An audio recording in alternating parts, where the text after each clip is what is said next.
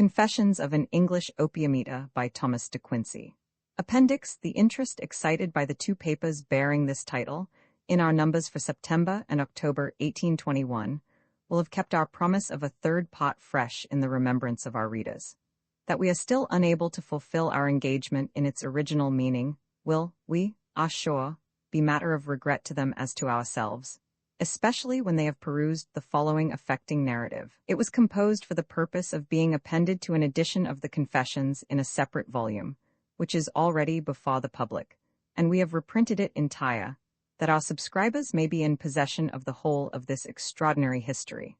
The proprietors of this little work having determined on reprinting it, some explanation seems called for, to account for the non-appearance of a third part promised in the London Magazine of December last, and the more so, because the proprietors, under whose guarantee that promise was issued, might otherwise be implicated in the blame, little or much, attached to its non-fulfillment.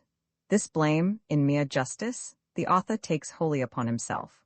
What may be the exact amount of the guilt which he thus appropriates is a very dark question to his own judgment, and not much illuminated by any of the masters in casuistry whom he has consulted on the occasion. On the one hand, it seems generally agreed that a promise is binding in the inverse ratio of the numbers to whom it is made, for which reason it is that we see many persons break promises without scruple that are made to a whole nation, who keep their faith religiously in all private engagements, breaches of promise towards the stronger party being committed at a man's own peril. On the other hand, the only parties interested in the promises of an author are his readers, and these it is a point of modesty in any author to believe as few as possible, or perhaps only one, in which case any promise imposes a sanctity of moral obligation which it is shocking to think of. Casuistry dismissed, however, the author throws himself on the indulgent consideration of all who may conceive themselves aggrieved by his delay, in the following account of his own condition from the end of last year, when the engagement was made, up nearly to the present time. For any purpose of self-excuse, it might be sufficient to say that intolerable bodily suffering had totally disabled him for almost any exertion of mind, more especially for such as demands and presupposes a pleasurable and genial state of feeling. But, as a case that may by possibility contribute a trifle to the medical history of opium, in a further stage of its action than can often have been brought under the notice of professional men, he has judged that it might be acceptable to some readers to have it described more at length. Fiat experimentum in corpore vili is a just rule where there is any reasonable presumption of benefit to arise on a large scale. What the benefit maybe will admit of a doubt, but there can be none as to the value of the body. For a more worthless body than his own, the author is free to confess cannot be. It is his pride to believe that it is the very ideal of a base, crazy, despicable human system that hardly ever could have been meant to be seaworthy for 2 days under the ordinary storms and wear and tear of life. And indeed, if that were the creditable way of disposing of human bodies, he must own that he should almost be ashamed to bequeath his wretched structure to any respectable dog. But now to the case, which, for the sake of avoiding the constant recurrence of a cumbersome periphrases, the author will take the liberty of giving in the first person. Those who have read the Confessions will have closed them with the impression that I had wholly renounced the use of opium. This impression I meant to convey, and that for 2 reasons.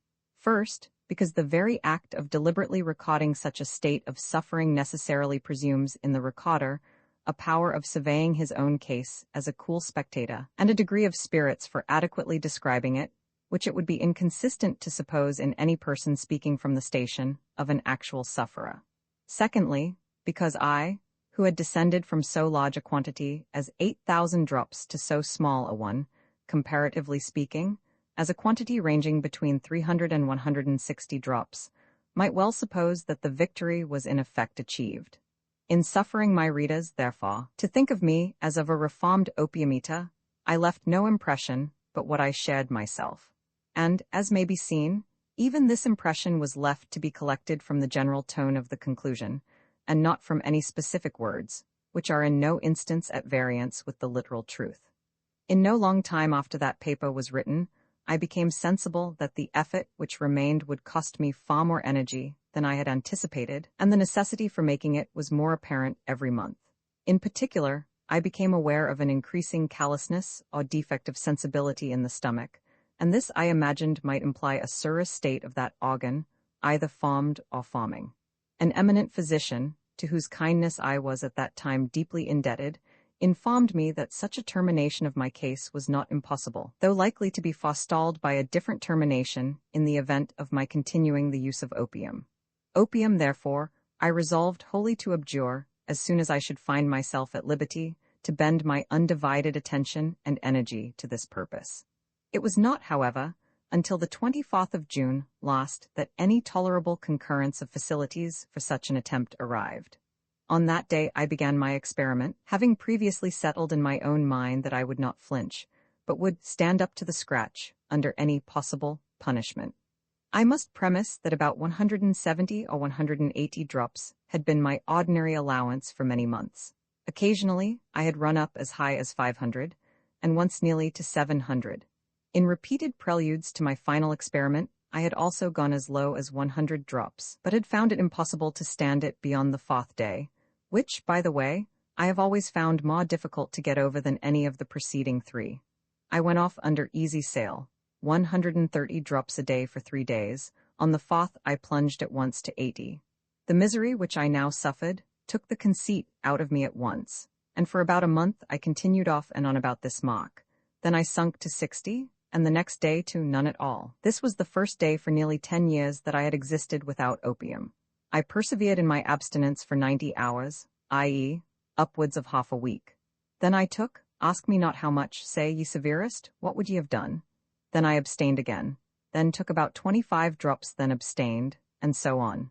Meantime the symptoms which attended my case for the first 6 weeks of my experiment were these: enormous irritability and excitement of the whole system, the stomach in particular restored to a full feeling of vitality and sensibility, but often in great pain, unceasing restlessness night and day, sleep. I scarcely knew what it was. 3 hours out of the 24 was the utmost I had, and that so agitated and shallow that I heard every sound that was near me. Lower jaw constantly swelling, mouth ulcerated, and many other distressing symptoms that would be tedious to repeat, amongst which, however, I must mention one, because it had never failed to accompany any attempt to renounce opium, viz., violent sternutation. This now became exceedingly troublesome, sometimes lasting for 2 hours at once, and recurring at least 2 or 3 times a day. I was not much surprised at this, on recollecting what I had somewhere heard or read, that the membrane which lines the nostrils is a prolongation of that which lines the stomach, whence, I believe, are explained the inflammatory appearances about the nostrils of dram drinkers. The sudden restoration of its original sensibility to the stomach expressed itself, I suppose, in this way. It is remarkable also that during the whole period of years through which I had taken opium, I had never once caught cold, as the phrase is, nor even the slightest cough. But now a violent cold attacked me, and a cough soon after. In an unfinished fragment of a letter begun about this time to I find these words. You ask me to write the? Do you know Beaumont and Fletcher's play of Thierry and Theodore? There you will see my case as to sleep, nor is it much of an exaggeration in other features. I protest to you that I have a greater influx of thoughts in 1 hour at present than in a whole year under the reign of opium. It seems as though all the thoughts which had been frozen up for a decade of years by opium had now, according to the old fable, been thought at once. Such a multitude stream in upon me from all quarters. Yet such is my impatience and hideous irritability that for one which I detain and write down 50 escape me. In spite of my weariness from suffering and want of sleep, I cannot stand still or sit for 2 minutes together. I nunc, et versus tecum mediter canoros. At this stage of my experiment, I sent to a neighboring surgeon, requesting that he would come over to see me. In the evening he came, and after briefly stating the case to him, I asked this question: whether he did not think that the opium might have acted as a stimulus to the digestive organs, and that the present state of suffering in the stomach, which manifestly was the cause of the inability to sleep, might arise from indigestion? His answer was, no, on the contrary. He thought that the suffering was caused by digestion itself, which should naturally go on below the consciousness, but which from the unnatural state of the stomach, vitiated by so long a use of opium, was become distinctly perceptible. This opinion was plausible, and the unintimating nature of the suffering disposes me to think that it was true. For if it had been any mere irregular affection of the stomach, it should naturally have intermitted occasionally, and constantly fluctuated as to degree. The intention of nature, as manifested in the healthy state, obviously is to withdraw from our notice all the vital motions, such as the circulation of the blood, the expansion and contraction of the lungs, the peristaltic action of the stomach, etc., and opium, it seems, is able in this, as in other instances, to counteract her purposes. By the advice of the surgeon, I tried bitters. For a short time these greatly mitigated the feelings under which I labored, but about the 42nd day of the experiment, the symptoms already noticed began to retire, and new ones to arise of a different and far more tormenting class. Under these, but with a few intervals of remission, I have since continued to suffer. But I dismiss them undescribed for two reasons. First, because the mind revolts from retracing circumstantially any sufferings from which it is removed by too short or by no interval.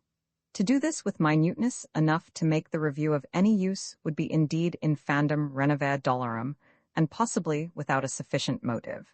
For secondly, I doubt whether this latter state be any way referable to opium, positively considered, or even negatively. That is, whether it is to be numbered amongst the lost evils from the direct action of opium, or even amongst the earliest evils consequent upon a want of opium in a system long deranged by its use. Certainly, one part of the symptoms might be accounted for from the time of year, August, for though the summer was not a hot one, yet in any case the sum of all the heat funded, if one may say so, during the previous months, added to the existing heat of that month, naturally renders August in its better half the hottest part of the year, and it so happened that the excessive perspiration which even at Christmas attends any great reduction in the daily quantum of opium, and which in July was so violent as to oblige me to use a bath 5 or 6 times a day, had about the setting in of the hottest season wholly retired, on which account any bad effect of the heat might be the more unmitigated. Another symptom, viz., what in my ignorance I call internal rheumatism, sometimes affecting the shoulders, etc., but more often appearing to be seated in the stomach, seemed again less probably attributable to the opium, or the want of opium, than to the dampness of the house 21 which I inhabit, which had about this time attained its maximum, July having been, as usual, a month of incessant rain in our most rainy part of England. Under these reasons for doubting whether opium had any connection with the latter stage of my bodily wretchedness, except, indeed, as an occasional cause, as having left the body weaker and more crazy, and thus predisposed to any malinfluence whatever, I willingly spare my reader all description of it. Let it perish to him, and would that I could as easily say, let it perish to my own remembrances, that any future hours of tranquillity may not be disturbed by too vivid an ideal of possible human misery. So much for the sequel of my experiment. As to the former stage, in which probably lies the experiment and its application to other cases, I must request my reader not to forget the reasons for which I have recorded it.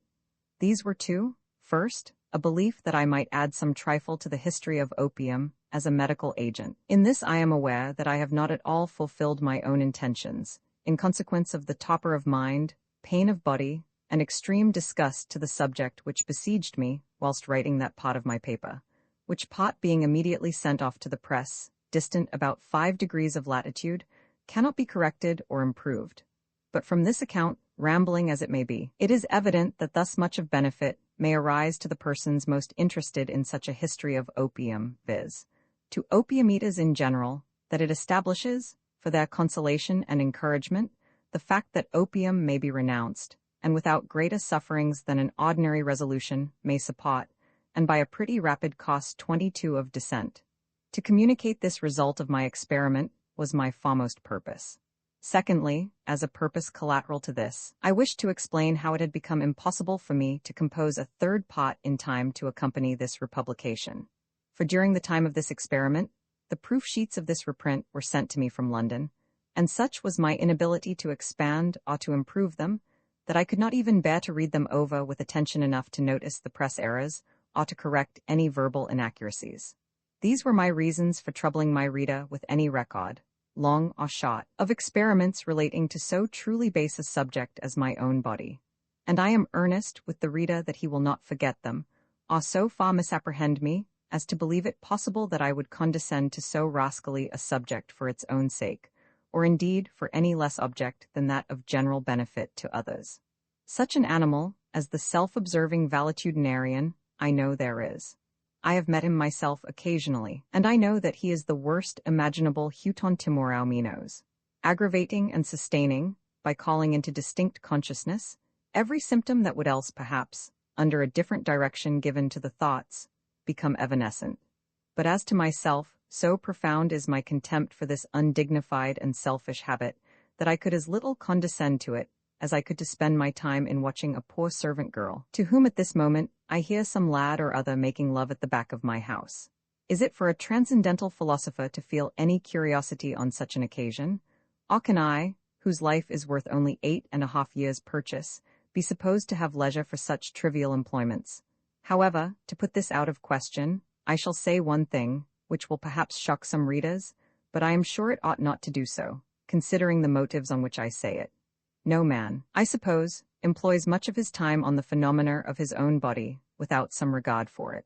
Whereas the reader sees that, so far from looking upon mine with any complacency or regard, I hate it, and make it the object of my bitter ridicule and contempt.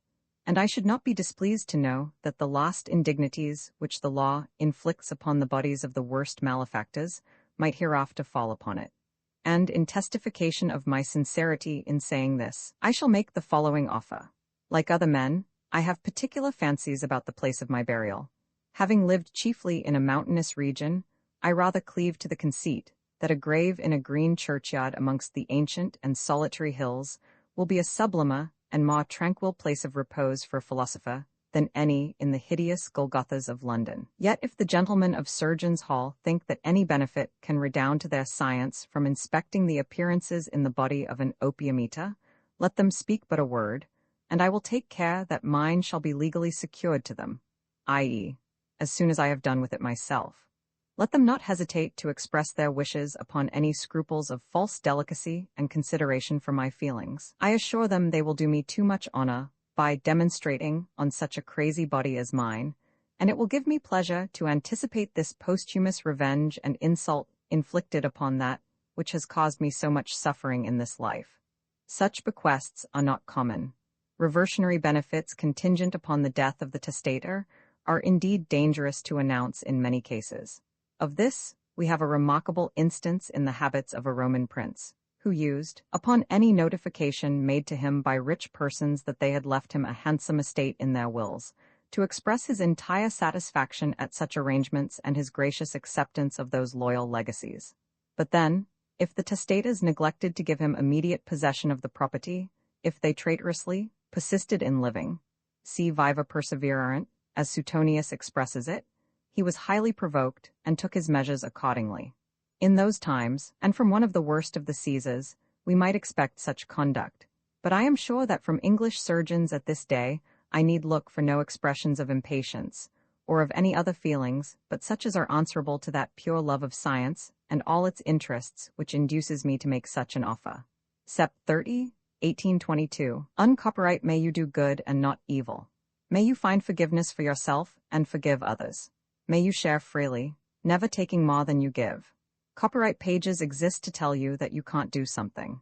Unlike them, this uncopyright page exists to tell you that the writing and artwork in this ebook are believed to be in the United States public domain. That is, they are believed to be free of copyright restrictions in the United States. The United States public domain represents our collective cultural heritage, and items in it are free for anyone in the United States to do almost anything at all with, without having to get permission. Copyright laws are different all over the world, and the source text or artwork in this ebook may still be copyrighted in other countries. If you're not located in the United States, you must check your local laws before using this ebook. Standard ebooks makes no representations regarding the copyright status of the source text or artwork in this ebook in any country other than the United States. Non-authorship activities performed on items that are in the public domain, so-called sweat of the brow work, don't create a new copyright. That means that nobody can claim a new copyright on an item that is in the public domain for, among other things, work like digitization, mock-up, or typography. Regardless, the contributors to this ebook, release their contributions under the terms in the CC 01.0 Universal Public Domain dedication, thus dedicating to the worldwide public domain all of the work they've done on this ebook, including but not limited to metadata, the title page, imprint, colophon, this uncopyright, and any changes or enhancements to, or markup on, the original text and artwork. This dedication doesn't change the copyright status of the source text or artwork. We make this dedication in the interest of enriching our global cultural heritage, to promote free and libre culture around the world, and to give back to the unrestricted culture that has given all of us so much. Table of Contents Landmarks, Colophon Confessions of an English Opium Eater, was published in 1821 by Thomas de Quincey. This ebook edition is based on the first revision. This ebook was produced for Standard eBooks by Alex Cabal and is based on a transcription produced in 2005 by David Price for Project Gutenberg and on digital scans from the Internet Archive. The cover page is adapted from Champ de Coquelicot's Environs de Givony, a painting completed in 1885 by Claude Monet. The cover and title pages feature the League Spartan and Sots Mill Gaudi typefaces created in 2014 and 2009 by the League of Movable Type.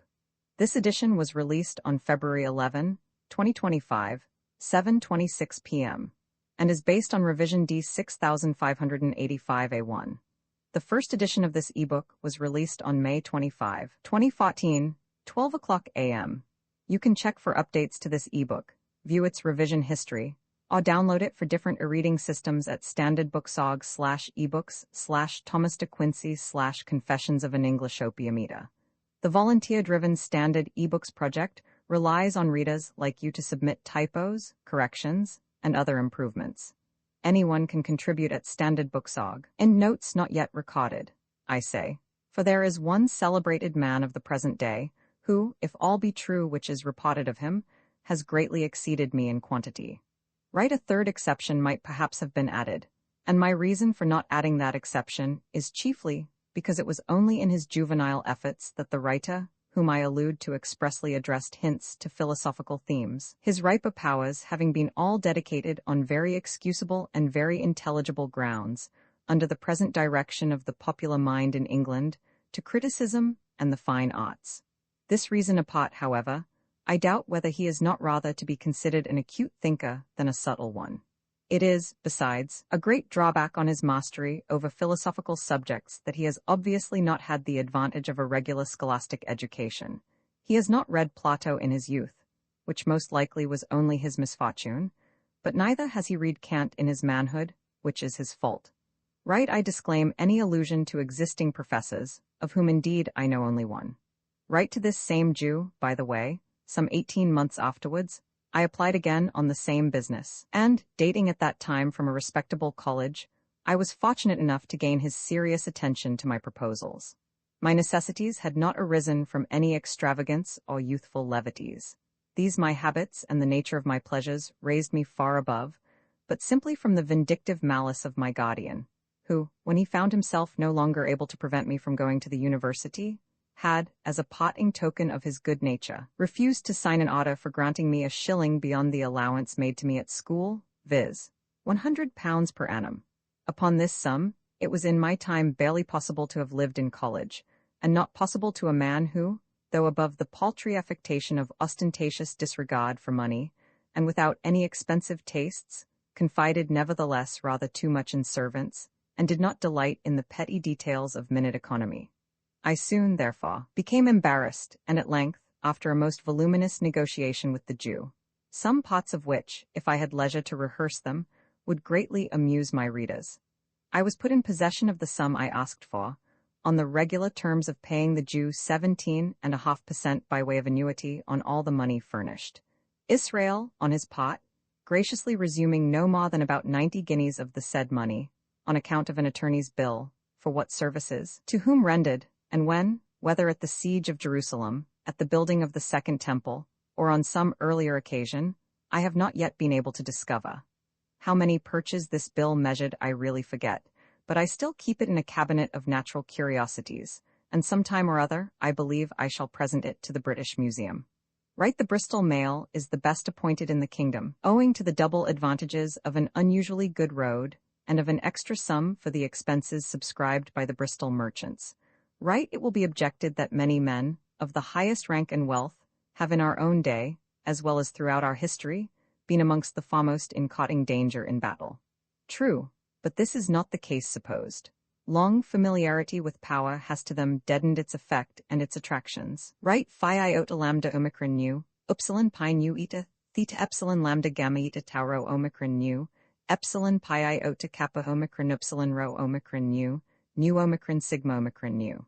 Right, eta delta omicron upsilon lambda epsilon mu alpha. Euripides, Ostia. Right, alpha nu alpha xi alpha nu delta rho omega nu, leta 1f0 gamma alpha mu epsilon mu nu omega nu. Right, omicron mu alpha, theta epsilon iota sigma, epsilon iota tau omega, pi epsilon pi lambda omega nu. The scholar will know that throughout this passage, I refer to the early scenes of the Osts, one of the most beautiful exhibitions of the domestic affections, which even the dramas of Euripides can furnish. To the English reader, it may be necessary to say that the situation at the opening of the drama is that of a brother attended only by his sister during the demoniacal possession of a suffering conscience, or, in the mythology of the play, haunted by the Furies, and in circumstances of immediate danger from enemies and of desertion or cold regard from nominal friends. Right, Evanest. This way of going off the stage of life appears to have been well known in the 17th century, but at that time to have been considered a peculiar privilege of blood royal, and by no means to be allowed to druggists. For about the year 1686, a poet of rather ominous name, and who, by the by, did ample justice to his name, viz., Mr. Flatman, in speaking of the death of Charles Roman II, expresses his surprise that any prince should commit so absurd an act as dying, because, says he, kings should disdain to die, and only disappear. They should abscond, that is, into the other world.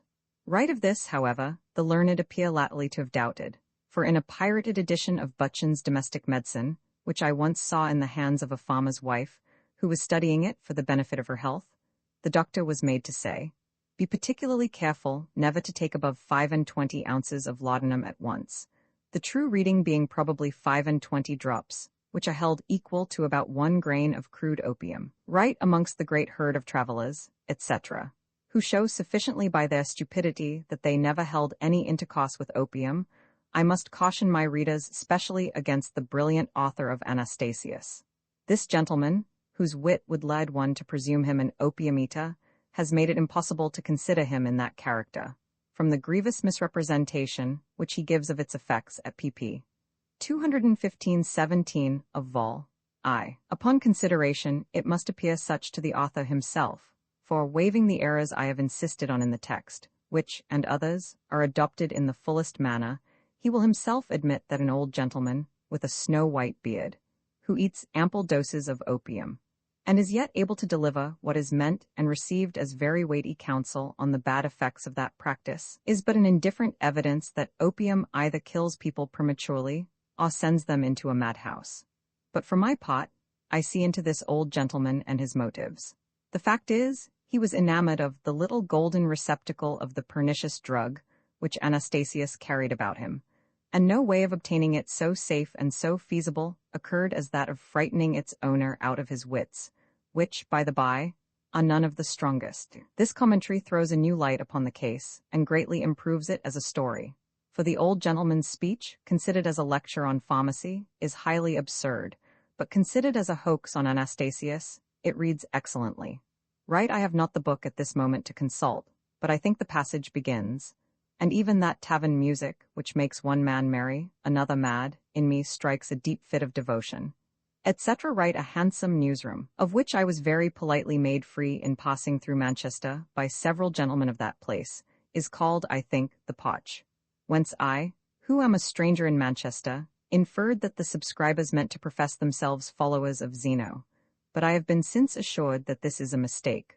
Right, I here reckon 25 drops of laudanum as equivalent to 1 grain of opium, which, I believe, is the common estimate. However, as both may be considered variable quantities, the crude opium varying much in strength, and the tincture still more, I suppose that no infinitesimal accuracy can be had in such a calculation. Teaspoons vary as much in size as opium in strength. Small ones hold about 100 drops, so that 8,000 drops are about 80 times a teaspoonful. The reader sees how much I kept within Dr. Butchin's indulgent allowance.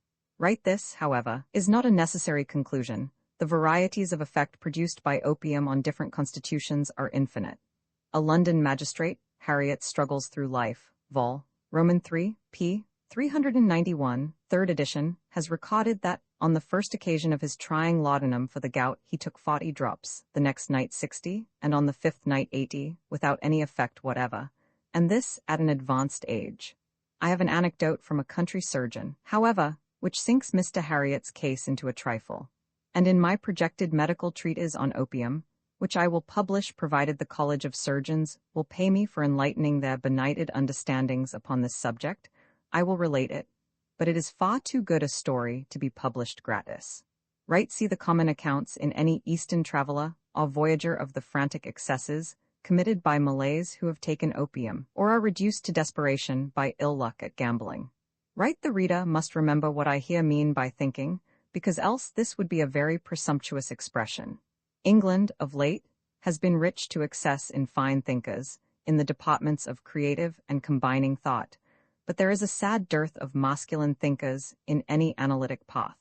A Scotchman of eminent name has lately told us that he is obliged to quit even mathematics for want of encouragement. Right, William Lithgow. His book, Travels, etc., is ill and pedantically written, but the account of his own sufferings on the rack at Malaga is overpoweringly affecting.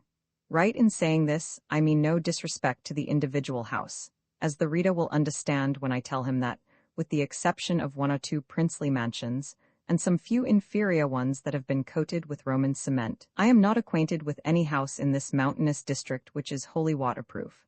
The architecture of books, I flatter myself, is conducted on just principles in this country, but for any other architecture, it is in a barbarous state, and what is worse, in a retrograde state.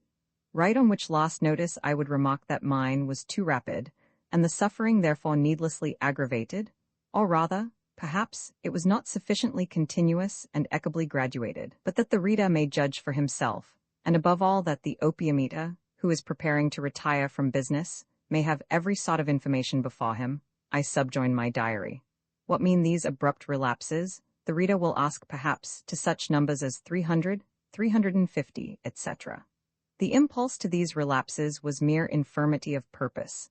The motive, where any motive blended with this impulse, was either the principle of recula pa mia soda, for under the topper of a large dose, which lasted for a day or two, a less quantity satisfied the stomach, which on awakening found itself partly accustomed to this new ration, or else it was this principle, that of sufferings otherwise equal, those will be borne best which meet with a mood of anger. Now, whenever I ascended to my large dose, I was furiously incensed on the following day, and could then have borne anything. Right? Confessions of an English opium eater, being an extract from the life of a scholar. Imprint this ebook is the product of many hours of hard work by volunteers for standard ebooks, and builds on the hard work of other literature lovers made possible by the public domain. This particular ebook is based on a transcription from Project Gutenberg and on digital scans from the Internet Archive. The source text and artwork in this ebook are believed to be in the United States public domain. That is, they are believed to be free of copyright restrictions in the United States. They may still be copyrighted in other countries, so users located outside of the United States must check their local laws before using this ebook. The creators of, and contributors to, this ebook dedicate their contributions to the worldwide public domain via the terms in the CC 01.0 Universal Public Domain Dedication. For full license information, see the uncopyright at the end of this ebook. Standard eBooks is a volunteer-driven project that produces ebook editions of public domain literature using modern typography, technology, and editorial standards, and distributes them free of cost. You can download this and other ebooks carefully produced for true book lovers at Standard Books.org. Preliminary Confessions. These preliminary confessions, or introductory narrative of the youthful adventures which laid the foundation of the writer's habit of opium eating in afterlife, it has been judged proper to premise, for 3 several reasons, as forestalling that question, and giving it a satisfactory answer, which else would painfully obtrude itself in the course of the opium confessions. How came any reasonable being to subject himself to such a yoke of misery, voluntarily to incur a captivity so servile, and knowingly to fetter himself with such a sevenfold chain? A question which, if not somewhere plausibly resolved, could hardly fail, by the indignation which it would be apt to raise as against an act of wanton folly, to interfere with that degree of sympathy which is necessary in any case to an author's purposes, as furnishing a key to some parts of that tremendous scenery which afterwards peopled the dreams of the opium eater, as creating some previous interest of a personal sought in the confessing subject, apart from the matter of the confessions, which cannot fail to render the confessions themselves more interesting. If a man, whose talk is of oxen, should become an opium eater, the probability is that, if he is not too dull to dream at all, he will dream about oxen, whereas, in the case before him, the reader will find that the opium eater boasteth himself to be a philosopher, and accordingly, that the phantasmagoria of his dreams, waking or sleeping, daydreams or night dreams, is suitable to one who in that character, humani nihil esse alienum putat. For amongst the conditions which he deems indispensable to the sustaining of any claim to the title of philosopher, is not merely the possession of a superb intellect in its analytic functions, in which part of the pretensions, however, England can for some generations show but few claimants. At least, he is not aware of any known candidate for this honor who can be styled emphatically a subtle thinker, with the exception of Samuel Taylor Coleridge, and in a narrower department of thought, with the recent illustrious exception, too, of David Ricardo, but also on such a constitution of the moral faculties as shall give him an inner eye and power of intuition for the vision and the mysteries of our human nature. That constitution of faculties, in short, which, amongst all the generations of men that from the beginning of time have deployed into life, as it were, upon this planet, our English poets have possessed in the highest degree, and Scottish professors 3 in the lowest. I have often been asked how I first came to be a regular opium eater, and have suffered, very unjustly, in the opinion of my acquaintance, from being reputed to have brought upon myself all the sufferings which I shall have to record, by a long course of indulgence in this practice, purely for the sake of creating an artificial state of pleasurable excitement. This, however, is a misrepresentation of my case. True it is that, for nearly 10 years, I did occasionally take opium for the sake of the exquisite pleasure it gave me. But so long as I took it with this view, I was effectually protected from all material bad consequences by the necessity of interposing long intervals between the several acts of indulgence, in order to renew the pleasurable sensations. It was not for the purpose of creating pleasure, but of mitigating pain in the severest degree, that I first began to use opium as an article of daily diet. In the 20th year of my age, a most painful affection of the stomach, which I had first experienced about 10 years before, attacked me in great strength.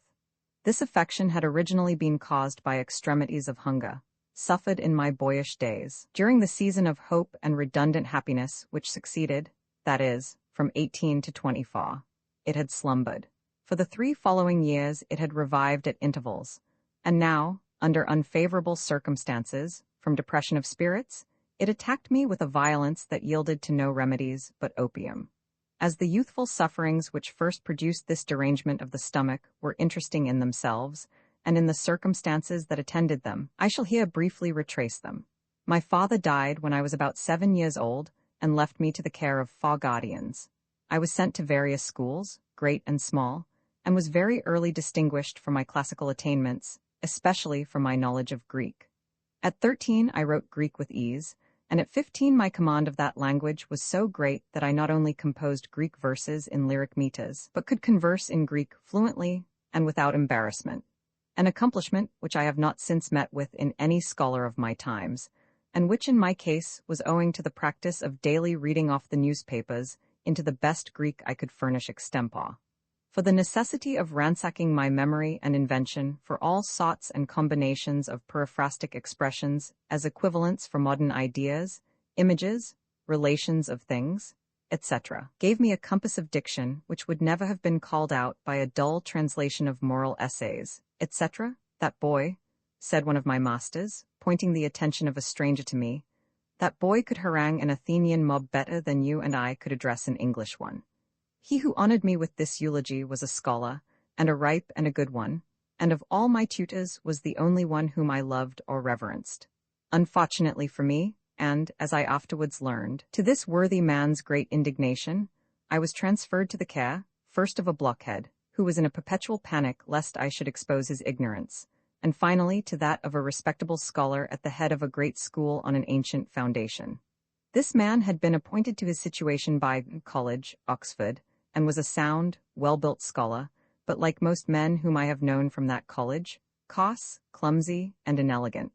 A miserable contrast he presented, in my eyes, to the Etonian brilliancy of my favorite master. And beside, he could not disguise from my hourly notice the poverty and meagreness of his understanding. It is a bad thing for a boy to be, and to know himself far beyond his tutors, whether in knowledge or in power of mind. This was the case, so far as regarded knowledge at least, not with myself only, for the two boys, who jointly with myself composed the first form, were better Grecians than the headmaster, though not more elegant scholars, nor at all more accustomed to sacrifice to the graces. When I first entered, I remember that we read Sophocles, and it was a constant matter of triumph to us, the learned triumvirate of the first form, to see our Archididascalis, as he loved to be called, conning our lessons before we went up, and laying a regular train, with lexicon and grammar, for blowing up and blasting, as it were, any difficulties he found in the choruses, whilst we never condescended to open our books until the moment of going up, and were generally employed in writing epigrams upon his wig, or some such important matter. My two class-fellows were poor, and dependent for their future prospects at the university on the recommendation of the headmaster. But I, who had a small patrimonial property, the income of which was sufficient to support me at college, wished to be sent thither immediately. I made earnest representations on the subject to my guardians, but all to no purpose. One, who was more reasonable and had more knowledge of the world than the rest, lived at a distance. Two of the other three resigned all their authority into the hands of the fourth, and this fourth, with whom I had to negotiate, was a worthy man in his way, but haughty, obstinate, and intolerant of all opposition to his will. After a certain number of letters and personal interviews, I found that I had nothing to hope for, not even a compromise of the matter, from my guardian. Unconditional submission was what he demanded, and I prepared myself, therefore, for other measures. Summer was now coming on with hasty steps, and my 17th birthday was fast approaching, after which day I had sworn within myself that I would no longer be numbered amongst schoolboys. Money being what I chiefly wanted, I wrote to a woman of high rank, who, though young herself, had known me from a child, and had latterly treated me with great distinction, requesting that she would lend me 5 guineas. For upwards of a week no answer came, and I was beginning to despond, when at length a servant put into my hands a double letter with a coronet on the seal. The letter was kind and obliging.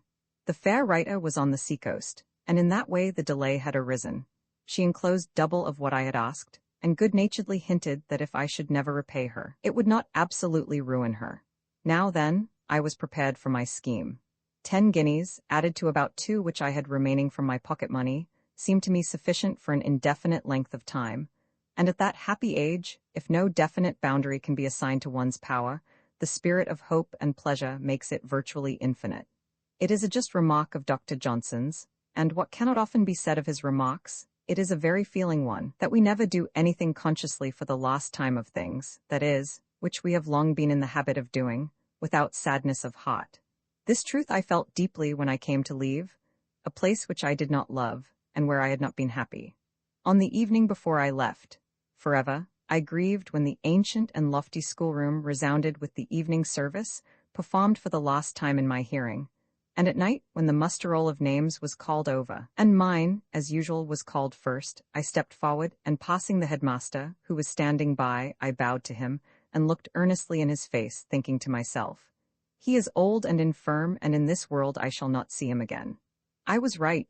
I never did see him again, nor ever shall. He looked at me complacently, smiled good-naturedly, returned my salutation, or rather my valediction, and we parted, though he knew it not, forever. I could not reverence him intellectually, but he had been uniformly kind to me, and had allowed me many indulgences, and I grieved at the thought of the mortification I should inflict upon him. The morning came which was to launch me into the world, and from which my whole succeeding life has in many important points taken its coloring. I lodged in the headmaster's house, and had been allowed from my first entrance the indulgence of a private room, which I used both as a sleeping room and as a study.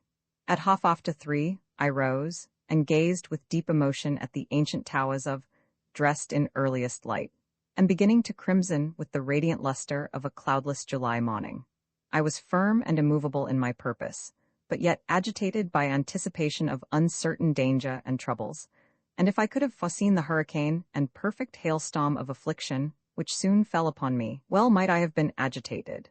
To this agitation, the deep peace of the morning presented an affecting contrast, and in some degree a medicine.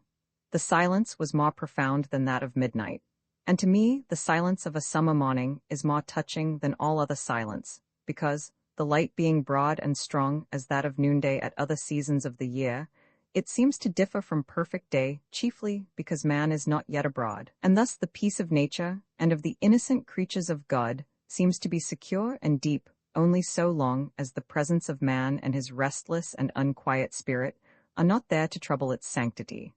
I dressed myself, took my hat and gloves, and lingered a little in the room. For the last year and a half this room had been my pensive citadel. Here I had read and studied through all the hours of night, and though true it was that for the latter part of this time I, who was framed for love and gentle affections, had lost my gaiety and happiness during the strife and fever of contention with my guardian, yet, on the other hand, as a boy so passionately fond of books, and dedicated to intellectual pursuits, I could not fail to have enjoyed many happy hours in the midst of general dejection.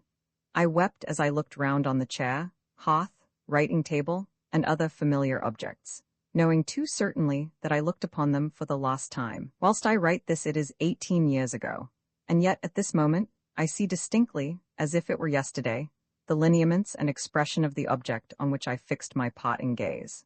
It was a picture of the lovely, which hung over the mantelpiece, the eyes and mouth of which were so beautiful, and the whole countenance so radiant with benignity and divine tranquillity, that I had 1,000 times laid down my pen or my book to gather consolation from it, as a devotee from his patron saint. Whilst I was yet gazing upon it, the deep tones of the clock proclaimed that it was 4 o'clock. I went up to the picture, kissed it, and then gently walked out and closed the door forever. So blended and intertwisted in this life are occasions of laughter and of tears, that I cannot yet recall without smiling an incident which occurred at that time, and which had nearly put a stop to the immediate execution of my plan. I had a trunk of immense weight, for besides my clothes, it contained nearly all my library. The difficulty was to get this removed to a carrier's. My room was at an aerial elevation in the house, and, what was worse, the staircase which communicated with this angle of the building was accessible only by a gallery, which passed the headmaster's chamber door.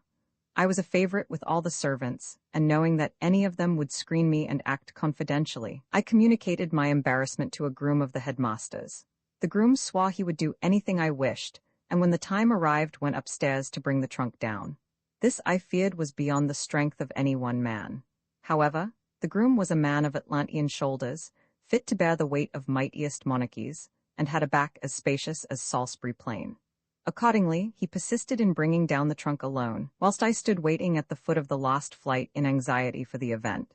For some time I heard him descending with slow and firm steps, but unfortunately, from his trepidation, as he drew near the dangerous quarter, within a few steps of the gallery, his foot slipped, and the mighty burden falling from his shoulders gained such increase of impetus at each step of the descent, that on reaching the bottom it trundled, or rather leaped, right across, with the noise of 20 devils, against the very bedroom door of the arcaded escalice. My first thought was that all was lost, and that my only chance for executing a retreat was to sacrifice my baggage. However, on reflection, I determined to abide the issue. The groom was in the utmost alarm, both on his own account and on mine, but in spite of this, so irresistibly had the sense of the ludicrous in this unhappy contretemps taken possession of his fancy, that he sang out a long, loud, and canorous peal of laughter that might have wakened the 7 sleepers.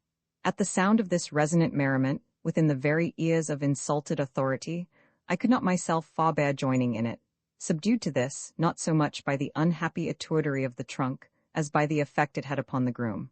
We both expected, as a matter of course, that Doctor would sally out of his room, for in general, if but a mouse stirred, he sprang out like a mastiff from his kennel. Strange to say, however, on this occasion, when the noise of laughter had ceased, no sound, or rustling even, was to be heard in the bedroom. Doctor had a painful complaint which, sometimes keeping him awake, made his sleep perhaps, when it did come, the deeper. Gathering courage from the silence, the groom hoisted his burden again, and accomplished the remainder of his descent without accident. I waited until I saw the trunk placed on a wheelbarrow and on its road to the carrier's. Then, with Providence my guide, I set off on foot, carrying a small parcel with some articles of dress under my arm, a favorite English poet in one pocket, and a small 12mo volume, containing about 9 plays of Euripides, in the other. It had been my intention originally to proceed to Westmoreland, both from the love I bore to that country and on other personal accounts. Accident, however, gave a different direction to my wanderings, and I bent my steps towards North Wales. After wandering about for some time in Denbighshire, Merionethshire, and Carnarvonshire, I took lodgings in a small neat house in B. Here I might have stayed with great comfort for many weeks, for provisions were cheap at B, from the scarcity of other markets for the surplus produce of a wide agricultural district. An accident, however, in which perhaps no offence was designed, drove me out to wander again. I know not whether my reader may have remarked, but I have often remarked, that the proudest class of people in England, or at any rate the class whose pride is most apparent, are the families of bishops. Noblemen and their children carry about with them, in their very titles, a sufficient notification of their rank. Nay, their very names, and this applies also to the children of many untitled houses, are often, to the English ear, adequate exponents of high birth or descent. Sackville, Manners, Fitzroy, Paulet, Cavendish, and scores of others, tell their own tale. Such persons, therefore, find everywhere a due sense of their claims already established, except among those who are ignorant of the world by virtue of their own obscurity. Not to know them argues oneself unknown. Their manners take a suitable tone and coloring, and for once they find it necessary to impress a sense of their consequence upon others. They meet with 1,000 occasions for moderating and tempering this sense by acts of courteous condescension. With the families of bishops it is otherwise. With them, it is all uphill work to make known their pretensions. For the proportion of the episcopal bench taken from noble families is not at any time very large, and the succession to these dignities is so rapid that the public ear seldom has time to become familiar with them, unless where they are connected with some literary reputation. Hence it is that the children of bishops carry about with them an austere and repulsive air, indicative of claims not generally acknowledged, a sort of noli me tangere manner, nervously apprehensive of too familiar approach, and shrinking with the sensitiveness of a gouty man from all contact with the omicron iota, pi omicron lambda lambda omicron iota. Doubtless, a powerful understanding, or unusual goodness of nature, will preserve a man from such weakness, but in general, the truth of my representation will be acknowledged. Pride, if not of deeper root in such families, appears at least more upon the surface of their manners. This spirit of manners naturally communicates itself to their domestics and other dependents. Now, my landlady had been a lady's maid or a nurse in the family of the Bishop of Ayr, and had but lately married away and settled, as such people express it, for life. In a little town like B, merely to have lived in the bishop's family conferred some distinction, and my good landlady had rather more than her share of the pride I have noticed on that score. What my lord said and what my lord did, how useful he was in Parliament and how indispensable at Oxford, formed the daily burden of her talk. All this I bore very well, for I was too good-natured to laugh in anybody's face, and I could make an ample allowance for the garrulity of an old servant. Of necessity, however, I must have appeared in her eyes very inadequately impressed with the bishop's importance, and perhaps to punish me for my indifference, or possibly by accident, she one day repeated to me a conversation in which I was indirectly a party concerned. She had been to the palace to pay her respects to the family, and, dinner being over, was summoned into the dining-room. In giving an account of her household economy, she happened to mention that she had let her apartments. Thereupon the good bishop, it seemed, had taken occasion to caution her as to her selection of inmates. For, said he, you must recollect, Betty, that this place is in the high road to the head, so that multitudes of Irish swindlers running away from their debts into England, and of English swindlers running away from their debts to the Isle of Man, are likely to take this place in their route. This advice certainly was not without reasonable grounds, but rather fitted to be stored up for Mrs. Betty's private meditations than specially reported to me. What followed, however, was somewhat worse. "Oh, my lord," answered my landlady, according to her own representation of the matter, "I really don't think this young gentleman is a swindler, because—" "You don't think me a swindler?" said I, interrupting her, in a tumult of indignation. "For the future I shall spare you the trouble of thinking about it," and without delay I prepared for my departure. Some concessions the good woman seemed disposed to make, but a harsh and contemptuous expression, which I fear that I applied to the learned dignitary himself, roused her indignation in turn, and reconciliation then became impossible. I was indeed greatly irritated at the bishop's having suggested any grounds of suspicion, however remotely, against a person whom he had never seen, and I thought of letting him know my mind in Greek, which, at the same time that it would furnish some presumption that I was no swindler, would also, I hoped, compel the bishop to reply in the same language, in which case I doubted not to make it appear that if I was not so rich as his lordship, I was a far better Grecian. Calmer thoughts, however, drove this boyish design out of my mind, for I considered that the bishop was in the right to counsel an old servant, that he could not have designed that his advice should be reported to me, and that the same costness of mind which had led Mrs. Betty to repeat the advice at all might have colored it in a way more agreeable to her own style of thinking than to the actual expressions of the worthy bishop. I left the lodgings the very same hour, and this turned out a very unfortunate occurrence for me, because, living henceforward at inns, I was drained of my money very rapidly. In a fortnight I was reduced to short allowance, that is, I could allow myself only one meal a day.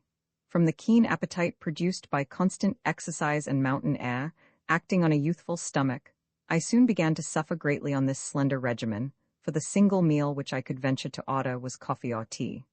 Even this, however, was at length withdrawn, and afterwards, so long as I remained in Wales, I subsisted either on blackberries, hips, haws, etc., or on the casual hospitalities, which I now and then received in return for such little services as I had an opportunity of rendering. Sometimes I wrote letters of business for cottagers who happened to have relatives in Liverpool or in London. More often, I wrote love letters to their sweethearts for young women who had lived as servants at Shrewsbury or other towns on the English border. On all such occasions, I gave great satisfaction to my humble friends, and was generally treated with hospitality. And once in particular, near the village of Llanwystindwa, or some such name, in a sequestered part of Merionethshire, I was entertained for upwards of 3 days by a family of young people with an affectionate and fraternal kindness that left an impression upon my heart not yet impaired. The family consisted at that time of 4 sisters and 3 brothers, all grown up, and all remarkable for elegance and delicacy of manners. So much beauty, and so much native good breeding and refinement, I do not remember to have seen before or since in any cottage, except once or twice in Westmoreland and Devonshire. They spoke English, an accomplishment not often met with in so many members of one family, especially in villages remote from the high road. Here I wrote, on my first introduction, a letter about prize money for one of the brothers, who had served on board an English man-of-war, and more privately, 2 love letters for 2 of the sisters. They were both interesting-looking girls, and one of uncommon loveliness. In the midst of their confusion and blushes, whilst dictating, or rather giving me general instructions, it did not require any great penetration to discover that what they wished was that their letters should be as kind as was consistent with proper maidenly pride. I contrived so to temper my expressions as to reconcile the gratification of both feelings, and they were as much pleased with the way in which I had expressed their thoughts as, in their simplicity, they were astonished at my having so readily discovered them. The reception one meets with from the women of a family generally determines the tenor of one's whole entertainment. In this case, I had discharged my confidential duties as secretary so much to the general satisfaction, perhaps also amusing them with my conversation, that I was pressed to stay with a cordiality which I had little inclination to resist. I slept with the brothers, the only unoccupied bed standing in the apartment of the young women, but in all other points they treated me with a respect not usually paid to purses as light as mine, as if my scholarship were sufficient evidence that I was of gentle blood. Thus I lived with them for 3 days and great part of a 4th, and from the undiminished kindness which they continued to show me. I believe I might have stayed with them up to this time, if their power had corresponded with their wishes. On the last morning, however, I perceived upon their countenances, as they sat at breakfast, the expression of some unpleasant communication which was at hand. And soon after, one of the brothers explained to me that their parents had gone, the day before my arrival, to an annual meeting of Methodists, held at Carnarvon, and were that day expected to return. And if they should not be so civil as they ought to be, he begged, on the part of all the young people, that I would not take it amiss. The parents returned with churlish faces and dim Sassenach, no English, in answer to all my addresses. I saw how matters stood, and so, taking an affectionate leave of my kind and interesting young hosts, I went my way, for though they spoke warmly to their parents in my behalf, and often excused the manner of the old people, by saying it was only their way, yet I easily understood that my talent for writing love letters would do as little to recommend me with two grave sexagenarian Welsh Methodists as my Greek Sapphics or Alcaics, and what had been hospitality when offered to me with the gracious courtesy of my young friends would become charity when connected with the harsh demeanor of these old people. Certainly, Mr. Shelley is right in his notions about old age. Unless powerfully counteracted by all sorts of opposite agencies, it is a miserable corrupter and blighter to the genial charities of the human heart. Soon after this, I contrived, by means which I must omit for want of room, to transfer myself to London.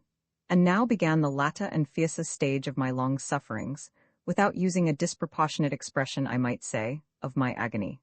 For I now suffered, for upwards of 16 weeks, the physical anguish of hunger in various degrees of intensity, but as bitter, perhaps, as ever any human being can have suffered who has survived it. I would not needlessly harass my reader's feelings by a detail of all that I endured, for extremities such as these, under any circumstances of heaviest misconduct or guilt, cannot be contemplated, even in description, without a rueful pity that is painful to the natural goodness of the human heart. Let it suffice, at least on this occasion, to say that a few fragments of bread from the breakfast table of one individual, who supposed me to be ill, but did not know of my being in utter want, and these at uncertain intervals, constituted my whole support. During the former part of my sufferings, that is, generally in Wales, and always for the first 2 months in London, I was houseless, and very seldom slept under a roof. To this constant exposure to the open air, I ascribe it mainly that I did not sink under my torments. Latterly, however, when colder and more inclement weather came on, and when, from the length of my sufferings, I had begun to sink into a more languishing condition, it was no doubt fortunate for me that the same person to whose breakfast table I had access allowed me to sleep in a large, unoccupied house of which he was tenant. Unoccupied I call it, for there was no household or establishment in it, nor any furniture, indeed, except a table and a few chairs. But I found, on taking possession of my new quarters, that the house already contained one single inmate, a poor friendless child, apparently 10 years old, but she seemed hunger-bitten, and sufferings of that sort often make children look older than they are. From this forlorn child, I learned that she had slept and lived there alone for some time before I came, and great joy the poor creature expressed when she found that I was in future to be her companion through the hours of darkness. The house was large, and from the want of furniture, the noise of the rats made a prodigious echoing on the spacious staircase and hall, and amidst the real fleshly ills of cold and, I fear, hunger, the forsaken child had found leisure to suffer still more. It appeared, from the self-created one of ghosts. I promised her protection against all ghosts whatsoever, but alas, I could offer her no other assistance. We lay upon the floor, with a bundle of cursed law papers for a pillow, but with no other covering than a sort of large horseman's cloak. Afterwards, however, we discovered in a garret an old sofa cover, a small piece of rug, and some fragments of other articles, which added a little to our warmth. The poor child crept close to me for warmth, and for security against her ghostly enemies. When I was not more than usually ill, I took her into my arms, so that in general she was tolerably warm, and often slept when I could not, for during the last 2 months of my sufferings I slept much in daytime, and was apt to fall into transient dosings at all hours. But my sleep distressed me more than my watching, for beside the tumultuousness of my dreams, which were only not so awful as those which I shall have to describe hereafter as produced by opium, my sleep was never more than what is called dog sleep, so that I could hear myself moaning, and was often, as it seemed to me, awakened suddenly by my own voice. And about this time, a hideous sensation began to haunt me as soon as I fell into a slumber, which has since returned upon me at different periods of my life, viz., a sort of twitching, I know not where, but apparently about the region of the stomach, which compelled me violently to throw out my feet for the sake of relieving it. This sensation coming on as soon as I began to sleep, and the effort to relieve it constantly awaking me, at length I slept only from exhaustion, and from increasing weakness, as I said before, I was constantly falling asleep and constantly awaking. Meantime, the master of the house sometimes came in upon us suddenly, and very early, sometimes not till 10 o'clock, sometimes not at all. He was in constant fear of bailiffs. Improving on the plan of Cromwell, every night he slept in a different quarter of London, and I observed that he never failed to examine through a private window the appearance of those who knocked at the door before he would allow it to be opened. He breaks fasted alone. Indeed, his tea equipage would hardly have admitted of his hazarding an invitation to a second person, any more than the quantity of esculent material, which for the most part was little more than a roll or a few biscuits which he had bought on his road from the place where he had slept. Or if he had asked a party, as I once learnedly and facetiously observed to him, the several members of it must have stood in the relation to each other, not sat in any relation whatever, of succession, as the metaphysicians have it, and not of a coexistence, in the relation of the parts of time, and not of the parts of space. During his breakfast, I generally contrived a reason for lounging in, and with an air of as much indifference as I could assume, took up such fragments as he had left. Sometimes, indeed, there were none at all. In doing this, I committed no robbery except upon the man himself, who was thus obliged, I believe, now and then to send out at noon for an extra biscuit. For as to the poor child, she was never admitted into his study, if I may give that name to his chief depository of parchments, law writings, etc. That room was to her the Bluebeard room of the house, being regularly locked on his departure to dinner, about 6 o'clock, which usually was his final departure for the night. Whether this child were an illegitimate daughter of Mr., or only a servant, I could not ascertain. She did not herself know, but certainly she was treated altogether as a menial servant. No sooner did Mr. make his appearance than she went below stairs, brushed his shoes, coat, etc. And except when she was summoned to run an errand, she never emerged from the dismal Tartarus of the kitchen, etc., to the upper air, until my welcome knock at night called up her little trembling footsteps to the front door. Of her life during the daytime, however, I knew little but what I gathered from her own account at night, for as soon as the hours of business commenced I saw that my absence would be acceptable, and in general, therefore, I went off and sat in the parks or elsewhere until nightfall. But who and what, meantime, was the master of the house himself? Rita, he was one of those anomalous practitioners in lower departments of the law who, what shall I say? Who on prudential reasons, or from necessity, deny themselves all indulgence in the luxury of too delicate a conscience, a periphrasis which might be abridged considerably, but that I leave to the reader's taste. In many walks of life, a conscience is a more expensive encumbrance than a wife or a carriage. And just as people talk of laying down their carriages, so I suppose my friend Mr. had laid down his conscience for a time, meaning, doubtless, to resume it as soon as he could afford it. The inner economy of such a man's daily life would present a most strange picture, if I could allow myself to amuse the reader at his expense. Even with my limited opportunities for observing what went on, I saw many scenes of London intrigues and complex chicanery, cycle and epicycle, ob in ob, at which I sometimes smile to this day, and at which I smiled then, in spite of my misery. My situation, however, at that time gave me little experience in my own person of any qualities in Mr. S. character but such as did him honor. And of his whole strange composition, I must forget everything but that towards me he was obliging, and to the extent of his power, generous. That power was not, indeed, very extensive. However, in common with the rats, I sat rent-free. And as Dr. Johnson has recorded that he never but once in his life had as much wall fruit as he could eat, so let me be grateful that on that single occasion I had as large a choice of apartments in a London mansion as I could possibly desire. Except the Bluebeard room, which the poor child believed to be haunted, all others, from the attics to the cellars, were at our service. The world was all before us, and we pitched our tent for the night in any spot we chose. This house I have already described as a large one. It stands in a conspicuous situation and in a well-known part of London. Many of my readers will have passed it, I doubt not, within a few hours of reading this. For myself, I never fail to visit it when business draws me to London. About 10 o'clock this very night, August 15, 1821, being my birthday, I turned aside from my evening walk down Oxford Street, purposely to take a glance at it.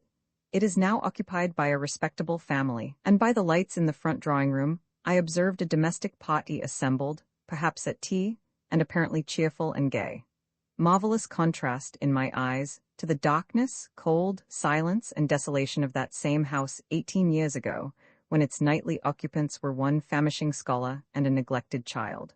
Her, by the by, in after years, I vainly endeavored to trace. Apart from her situation, she was not what would be called an interesting child. She was neither pretty, nor quick in understanding, nor remarkably pleasing in manners. But thank God, even in those years I needed not the embellishments of novel accessories to conciliate my affections. Plain human nature, in its humblest and most homely apparel, was enough for me, and I loved the child because she was my partner in wretchedness. If she is now living, she is probably a mother, with children of her own, but as I have said, I could never trace her. This I regret, but another person there was at that time, whom I have since sought to trace with far deeper earnestness, and with far deeper sorrow at my failure. This person was a young woman, and one of that unhappy class who subsist upon the wages of prostitution. I feel no shame, nor have any reason to feel it, in avowing that I was then on familiar and friendly terms with many women in that unfortunate condition. The reader needs neither smile at this avowal nor frown, for, not to remind my classical readers of the old Latin proverb, sine cera, etc., it may well be supposed that in the existing state of my purse, my connection with such women could not have been an impure one. But the truth is, that at no time of my life have I been a person to hold myself polluted by the touch or approach of any creature that wore a human shape.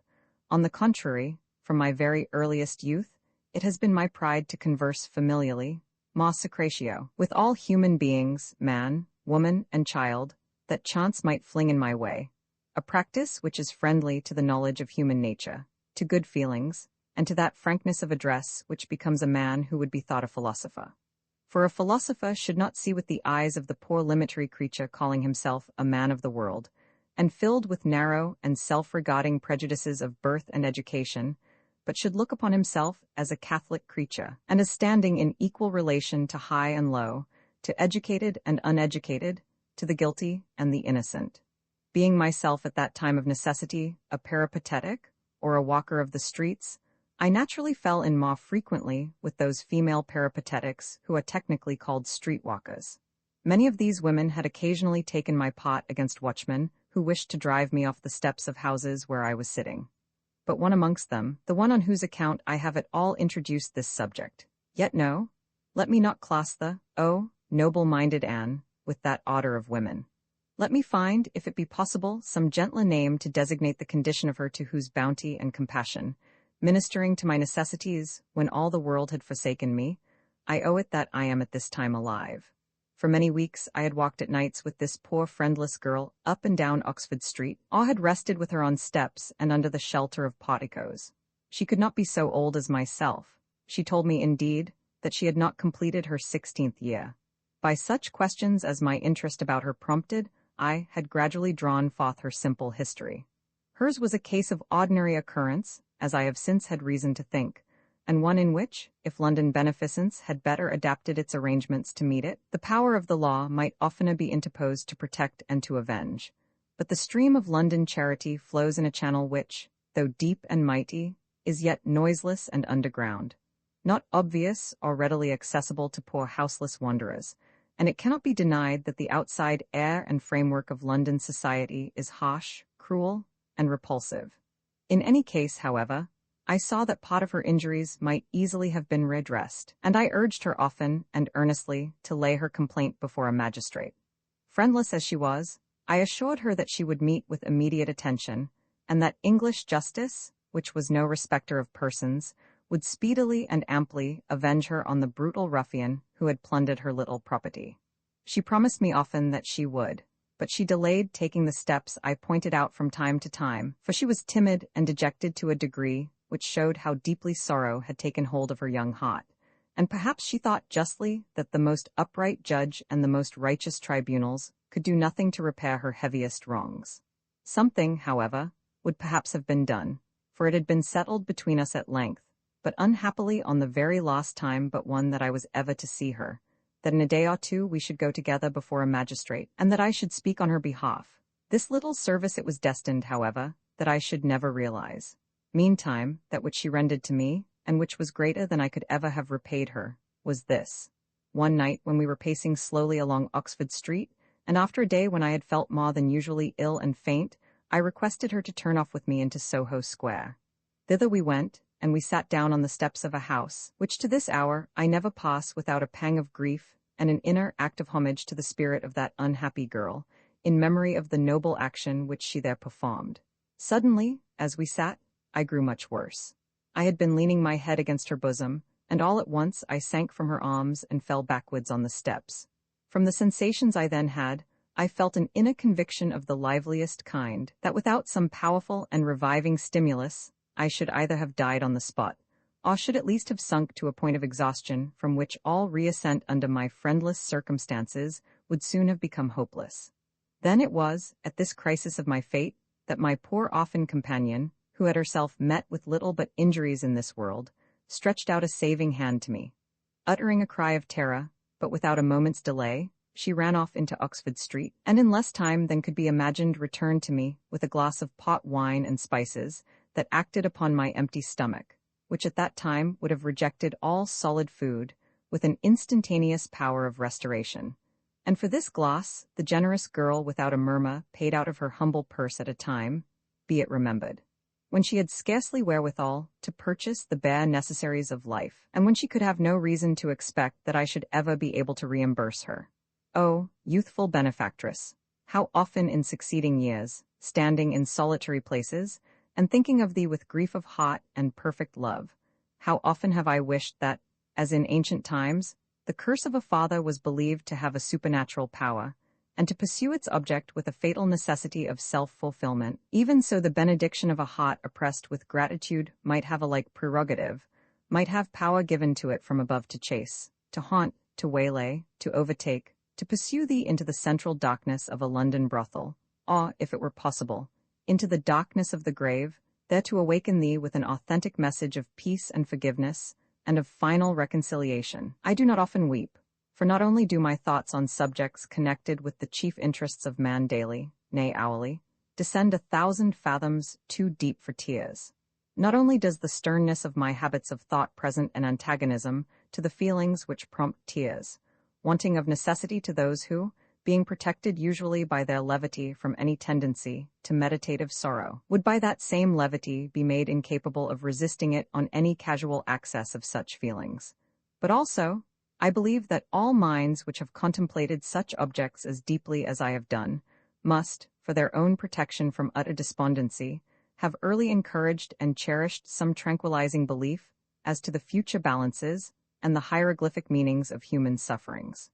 On these accounts I am cheerful to this hour, and as I have said, I do not often weep. Yet some feelings, though not deeper or more passionate, are more tender than others. And often, when I walk at this time in Oxford Street by dreamy lamplight, and hear those airs played on a barrel organ which years ago solaced me and my dear companion, as I must always call her, I shed tears, and muse with myself at the mysterious dispensation which so suddenly and so critically separated us forever. How it happened the reader will understand from what remains of this introductory narration. Soon after the period of the lost incident, I have recorded I met in Albemarle Street a gentleman of his late Majesty's household. This gentleman had received hospitalities on different occasions from my family, and he challenged me upon the strength of my family likeness. I did not attempt any disguise. I answered his questions ingenuously, and, on his pledging his word of honor that he would not betray me to my guardians, I gave him an address to my friend the attorneys. The next day, I received from him a £10 banknote.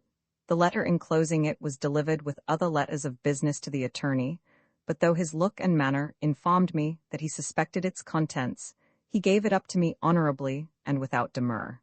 This present, from the particular service to which it was applied, leads me naturally to speak of the purpose which had allured me up to London, and which I had been, to use a forensic word, soliciting from the first day of my arrival in London to that of my final departure.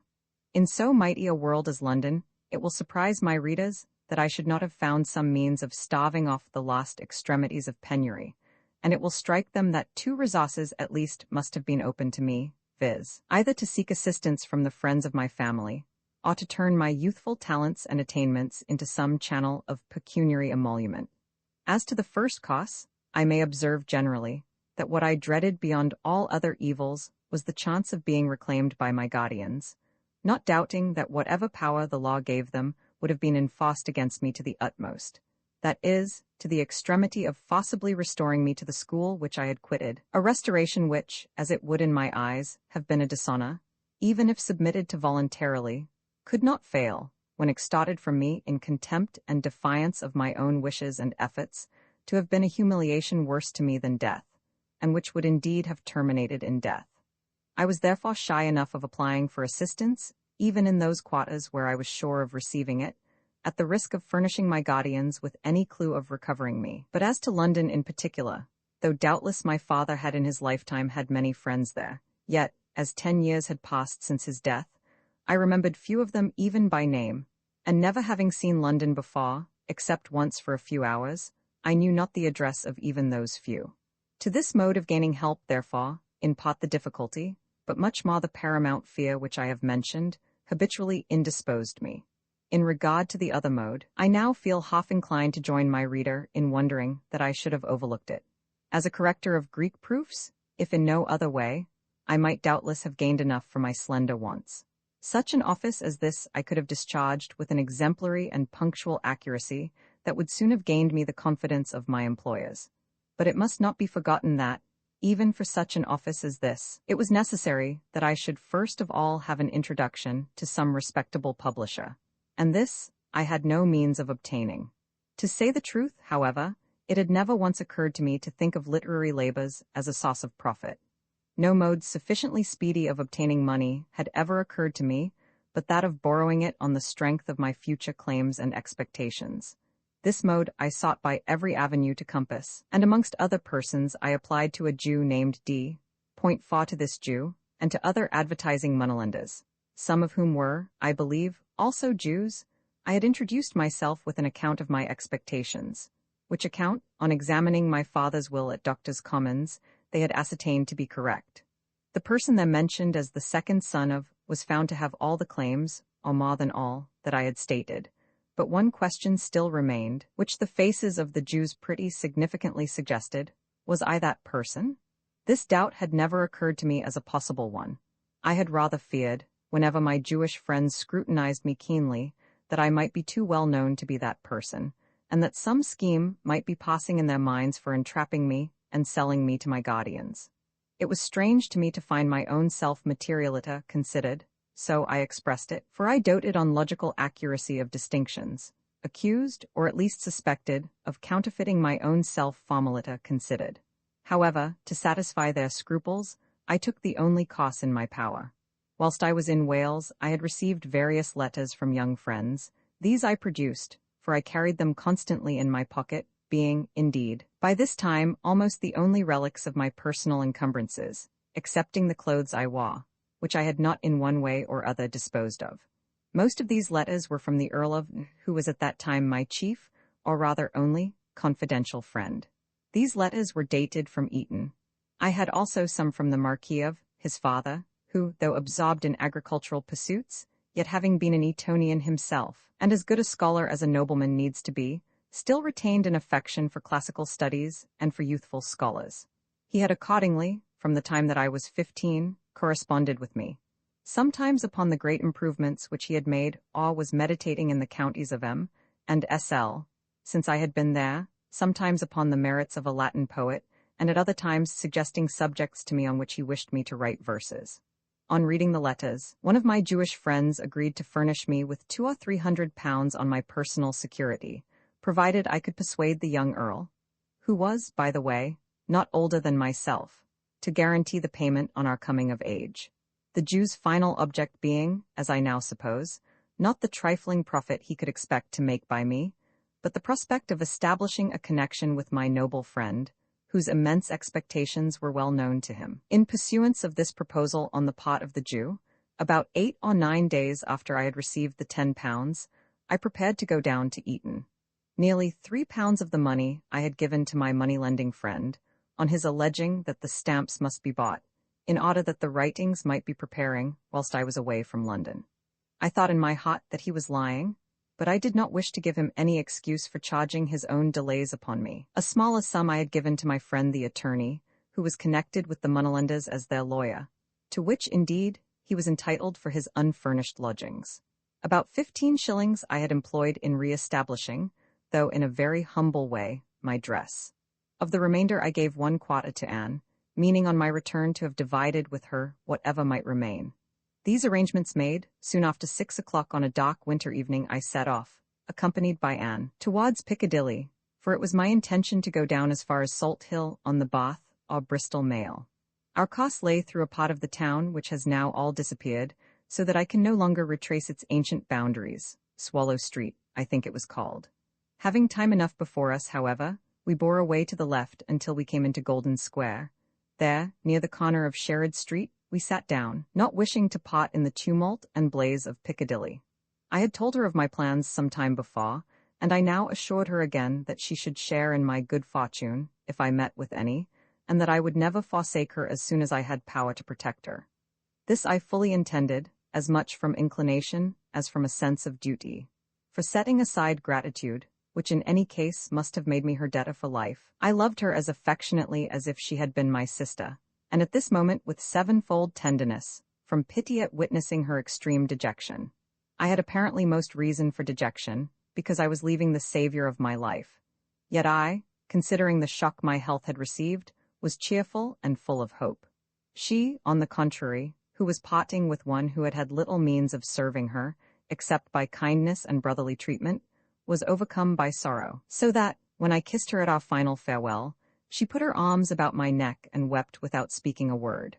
I hoped to return in a week at farthest, and I agreed with her that on the 5th night from that, and every night afterwards, she would wait for me at 6 o'clock near the bottom of Great Titchfield Street, which had been our customary haven, as it were, of rendezvous, to prevent our missing each other in the great Mediterranean of Oxford Street. This and other measures of precaution I took, one only I forgot.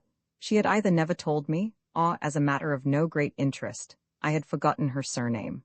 It is a general practice, indeed, with girls of humble rank in her unhappy condition, not as novel-reading women of higher pretensions, to style themselves Miss Douglas, Miss Montague, etc., but simply by their Christian names, Mary, Jane, Frances, etc. Her surname, as the surest means of tracing her hereafter, I ought now to have inquired, but the truth is, having no reason to think that our meeting could, in consequence of a short interruption, be more difficult or uncertain than it had been for so many weeks, I had scarcely for a moment adverted to it as necessary, or placed it amongst my memoranda against this parting interview, and my final anxieties being spent in comforting her with hopes, and in pressing upon her the necessity of getting some medicines for a violent cough and hoarseness with which she was troubled, I wholly forgot it until it was too late to recall her. It was past 8 o'clock when I reached the Gloucester Coffee House, and the Bristol mail being on the point of going off, I mounted on the outside. The fine fluent motion 5 of this mail soon laid me asleep. It is somewhat remarkable that the first easy or refreshing sleep which I had enjoyed for some months was on the outside of a mail coach, a bed which at this day I find rather an uneasy one. Connected with this sleep was a little incident which served, as hundreds of others did at that time, to convince me how easily a man who has never been in any great distress may pass through life without knowing, in his own person at least, anything of the possible goodness of the human heart, or, as I must add with a sigh, of its possible vileness. So thick a curtain of manners is drawn over the features and expression of men's natures, that to the ordinary observer the two extremities, and the infinite field of varieties which lie between them, are all confounded. The vast and multitudinous compass of their several harmonies reduced to the meagre outline of differences, expressed in the gamut, or alphabet, of elementary sounds. The case was this. For the first 5 miles from London, I annoyed my fellow passenger on the roof by occasionally falling against him when the coach gave a lurch to his side. And indeed, if the road had been less smooth and level than it is, I should have fallen off from weakness. Of this annoyance he complained heavily, as perhaps in the same circumstances most people would. He expressed his complaint, however, more morosely than the occasion seemed to warrant, and if I had parted with him at that moment, I should have thought of him, if I had considered it worth while to think of him at all, as a surly and almost brutal fellow. However, I was conscious that I had given him some cause for complaint, and therefore I apologized to him, and assured him I would do what I could to avoid falling asleep for the future. And at the same time, in as few words as possible, I explained to him that I was ill and in a weak state from long suffering, and that I could not afford at that time to take an inside place. This man's manner changed, upon hearing this explanation, in an instant, and when I next woke for a minute from the noise and lights of Hounslow, for in spite of my wishes and efforts, I had fallen asleep again within 2 minutes from the time I had spoken to him. I found that he had put his arm round me to protect me from falling off, and for the rest of my journey, he behaved to me with the gentleness of a woman, so that at length I almost lay in his arms, and this was the more kind, as he could not have known that I was not going the whole way to Bath or Bristol. Unfortunately, indeed, I did go rather farther than I intended, for so genial and so refreshing was my sleep, that the next time after leaving Hounslow that I fully awoke was upon the sudden pulling up of the mail, possibly at a post office, and on inquiry I found that we had reached Maidenhead, 6 or 7 miles, I think, ahead of Salt Hill. Here I alighted, and for the half-minute that the mail stopped I was entreated by my friendly companion, who, from the transient glimpse I had had of him in Piccadilly, seemed to me to be a gentleman's butler, or person of that rank, to go to bed without delay. This I promised, though with no intention of doing so, and in fact I immediately set forward, or rather backward, on foot. It must then have been nearly midnight, but so slowly did I creep along that I heard a clock in a cottage strike 4 before I turned down the lane from Slough to Eton. The air and the sleep had both refreshed me, but I was weary nevertheless. I remember a thought, obvious enough, and which has been prettily expressed by a Roman poet, which gave me some consolation at that moment under my poverty. There had been some time before a murder committed on or near Hounslow Heath. I think I cannot be mistaken when I say that the name of the murdered person was Steele, and that he was the owner of a lavender plantation in that neighborhood. Every step of my progress was bringing me nearer to the heath, and it naturally occurred to me that I and the accused murderer, if he were that night abroad, might at every instant be unconsciously approaching each other through the darkness. In which case, said I, supposing I, instead of being, as indeed I am, little better than an outcast, laud of my learning, and no land beside, were, like my friend Laud, heir by general repute to £70,000 per annum, what a panic should I be under at this moment about my throat. Indeed, it was not likely that Laud should ever be in my situation. But nevertheless, the spirit of the remark remains true, that vast power and possessions make a man shamefully afraid of dying, and I am convinced that many of the most intrepid adventurers, who, by fortunately being poor, enjoy the full use of their natural courage, would, if at the very instant of going into action news were brought to them that they had unexpectedly succeeded to an estate in England of £50,000 a year, feel their dislike to bullets considerably sharpened, 6 and their efforts at perfect equanimity and self-possession proportionably difficult. So true it is, in the language of a wise man whose own experience had made him acquainted with both fortunes, that riches are better fitted to slacken virtue, and abate her edge, than tempt her to do aught may merit praise. I dally with my subject because, to myself, the remembrance of these times is profoundly interesting. But my reader shall not have any further cause to complain, for I now hasten to its close. In the road between Slough and Eton, I fell asleep, and just as the morning began to dawn, I was awakened by the voice of a man standing over me and surveying me. I know not what he was.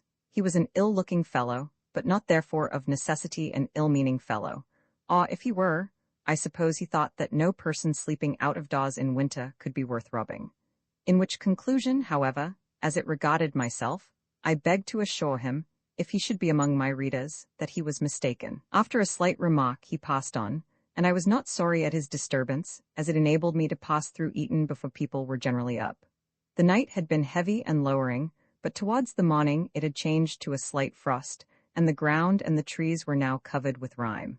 I slipped through Eton unobserved.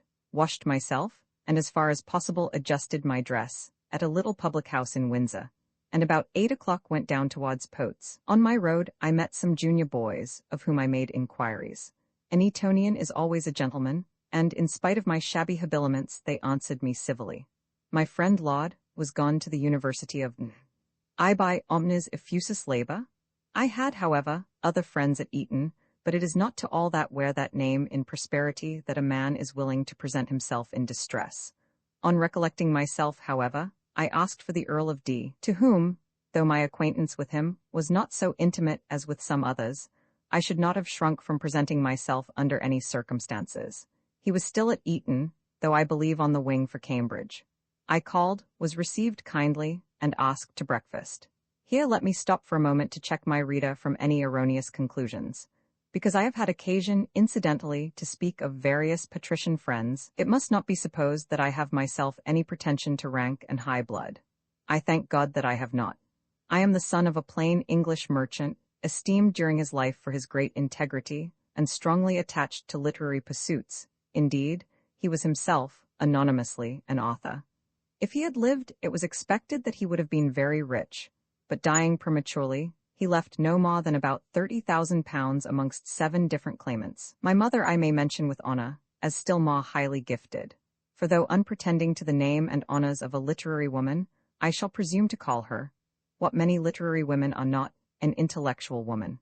And I believe that if ever her letters should be collected and published, they would be thought generally to exhibit as much strong and masculine sense, delivered in as pure mother English, racy and fresh with idiomatic graces, as any in our language, hardly excepting those of Lady M. W. Montague. These are my honors of descent, I have no other, and I have thanked God sincerely that I have not, because, in my judgment, a station which raises a man too eminently above the level of his fellow creatures is not the most favorable to moral or to intellectual qualities. Laud D. placed before me a most magnificent breakfast.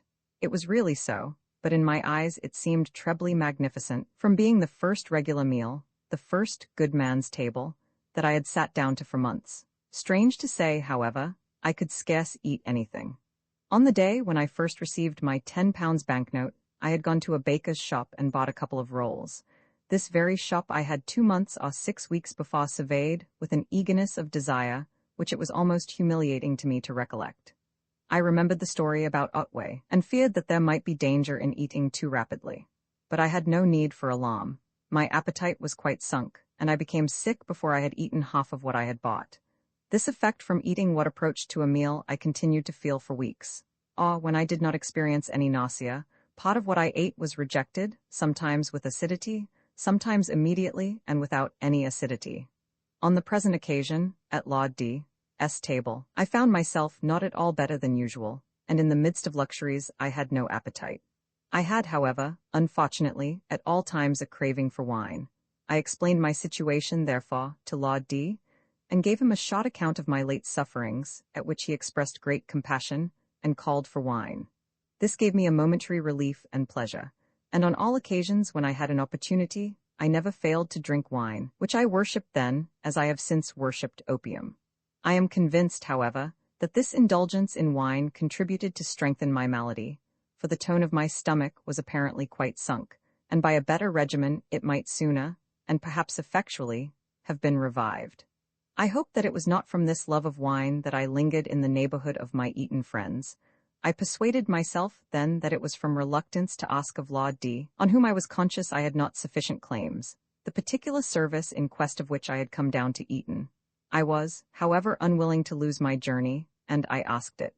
Laud D., whose good nature was unbounded, and which, in regard to myself, had been measured rather by his compassion perhaps for my condition, and his knowledge of my intimacy with some of his relatives, than by an over-rigorous inquiry into the extent of my own direct claims, faltered, nevertheless, at this request. He acknowledged that he did not like to have any dealings with moneylenders, and feared lest such a transaction might come to the ears of his connections. Moreover, he doubted whether his signature, whose expectations were so much more bounded than those of, would avail with my unchristian friends. However, he did not wish, as it seemed, to mortify me by an absolute refusal. for after a little consideration he promised, under certain conditions which he pointed out, to give his security.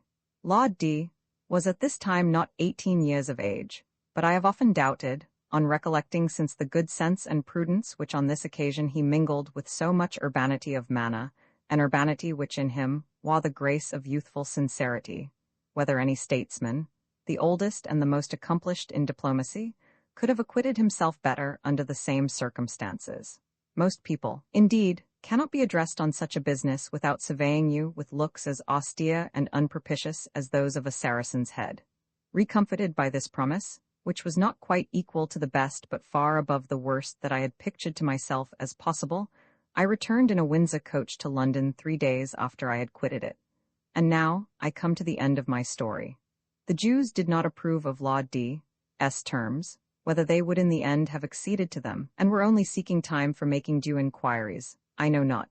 But many delays were made, time passed on, the small fragment of my banknote had just melted away, and before any conclusion could have been put to the business, I must have relapsed into my former state of wretchedness.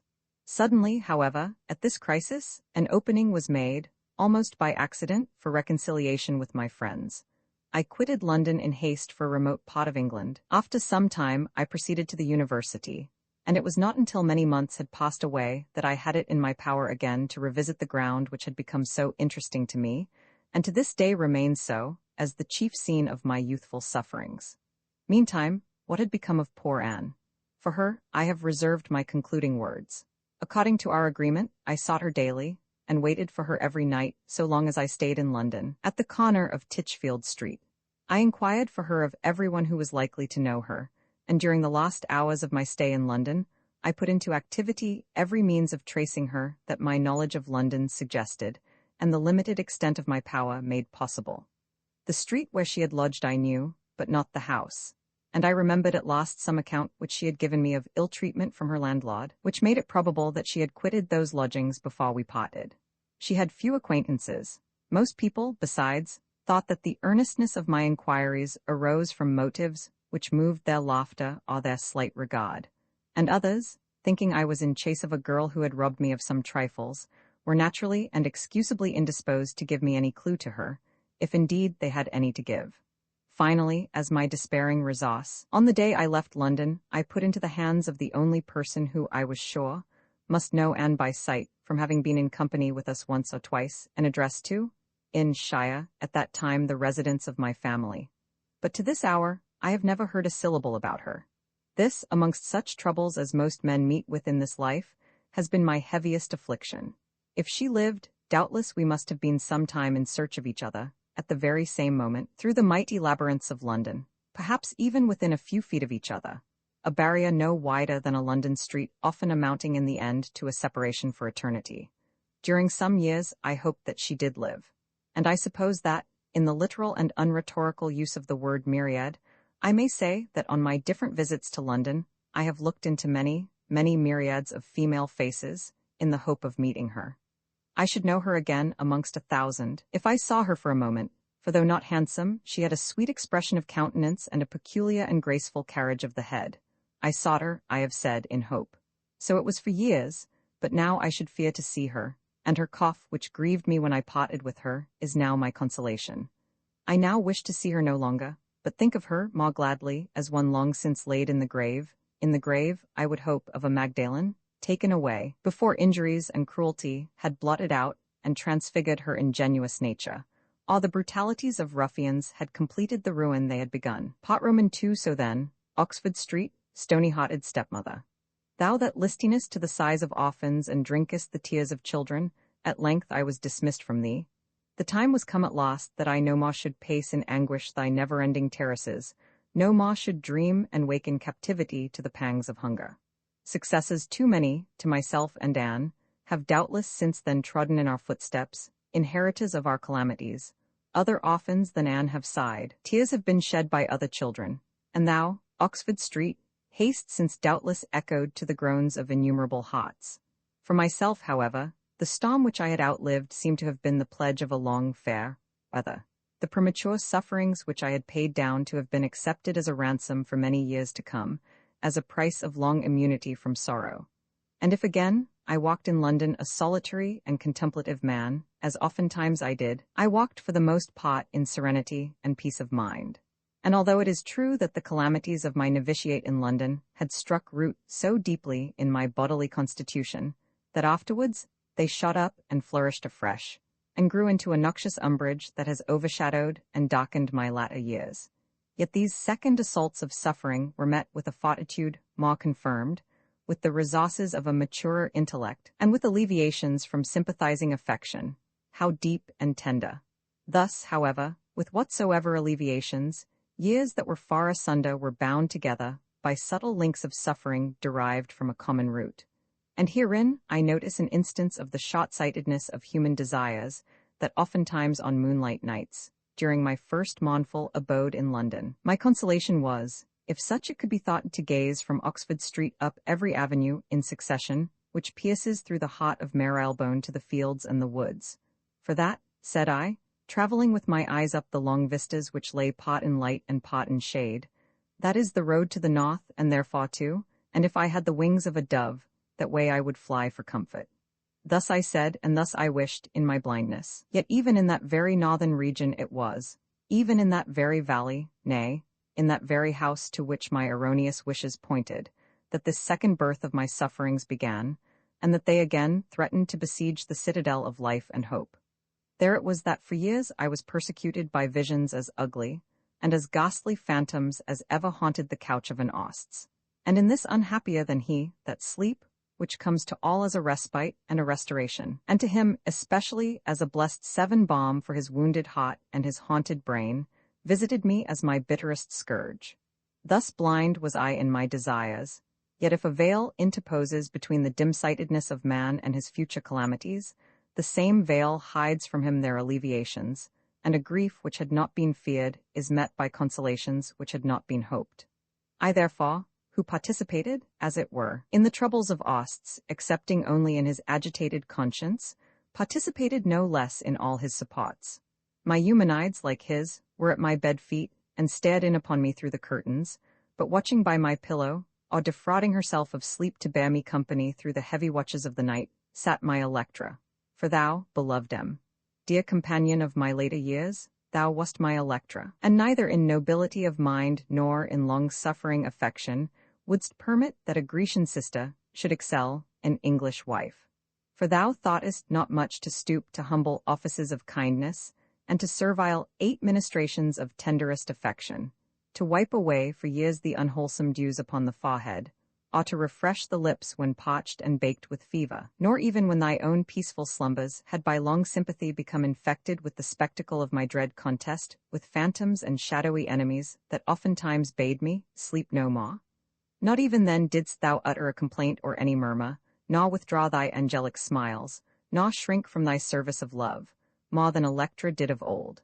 For she too, though she was a Grecian woman, and the daughter of the king 9 of men, yet wept sometimes, and hid her face 10 in her robe. But these troubles are past, and thou wilt read records of a period so dolorous to us, both as the legend of some hideous dream that can return no more.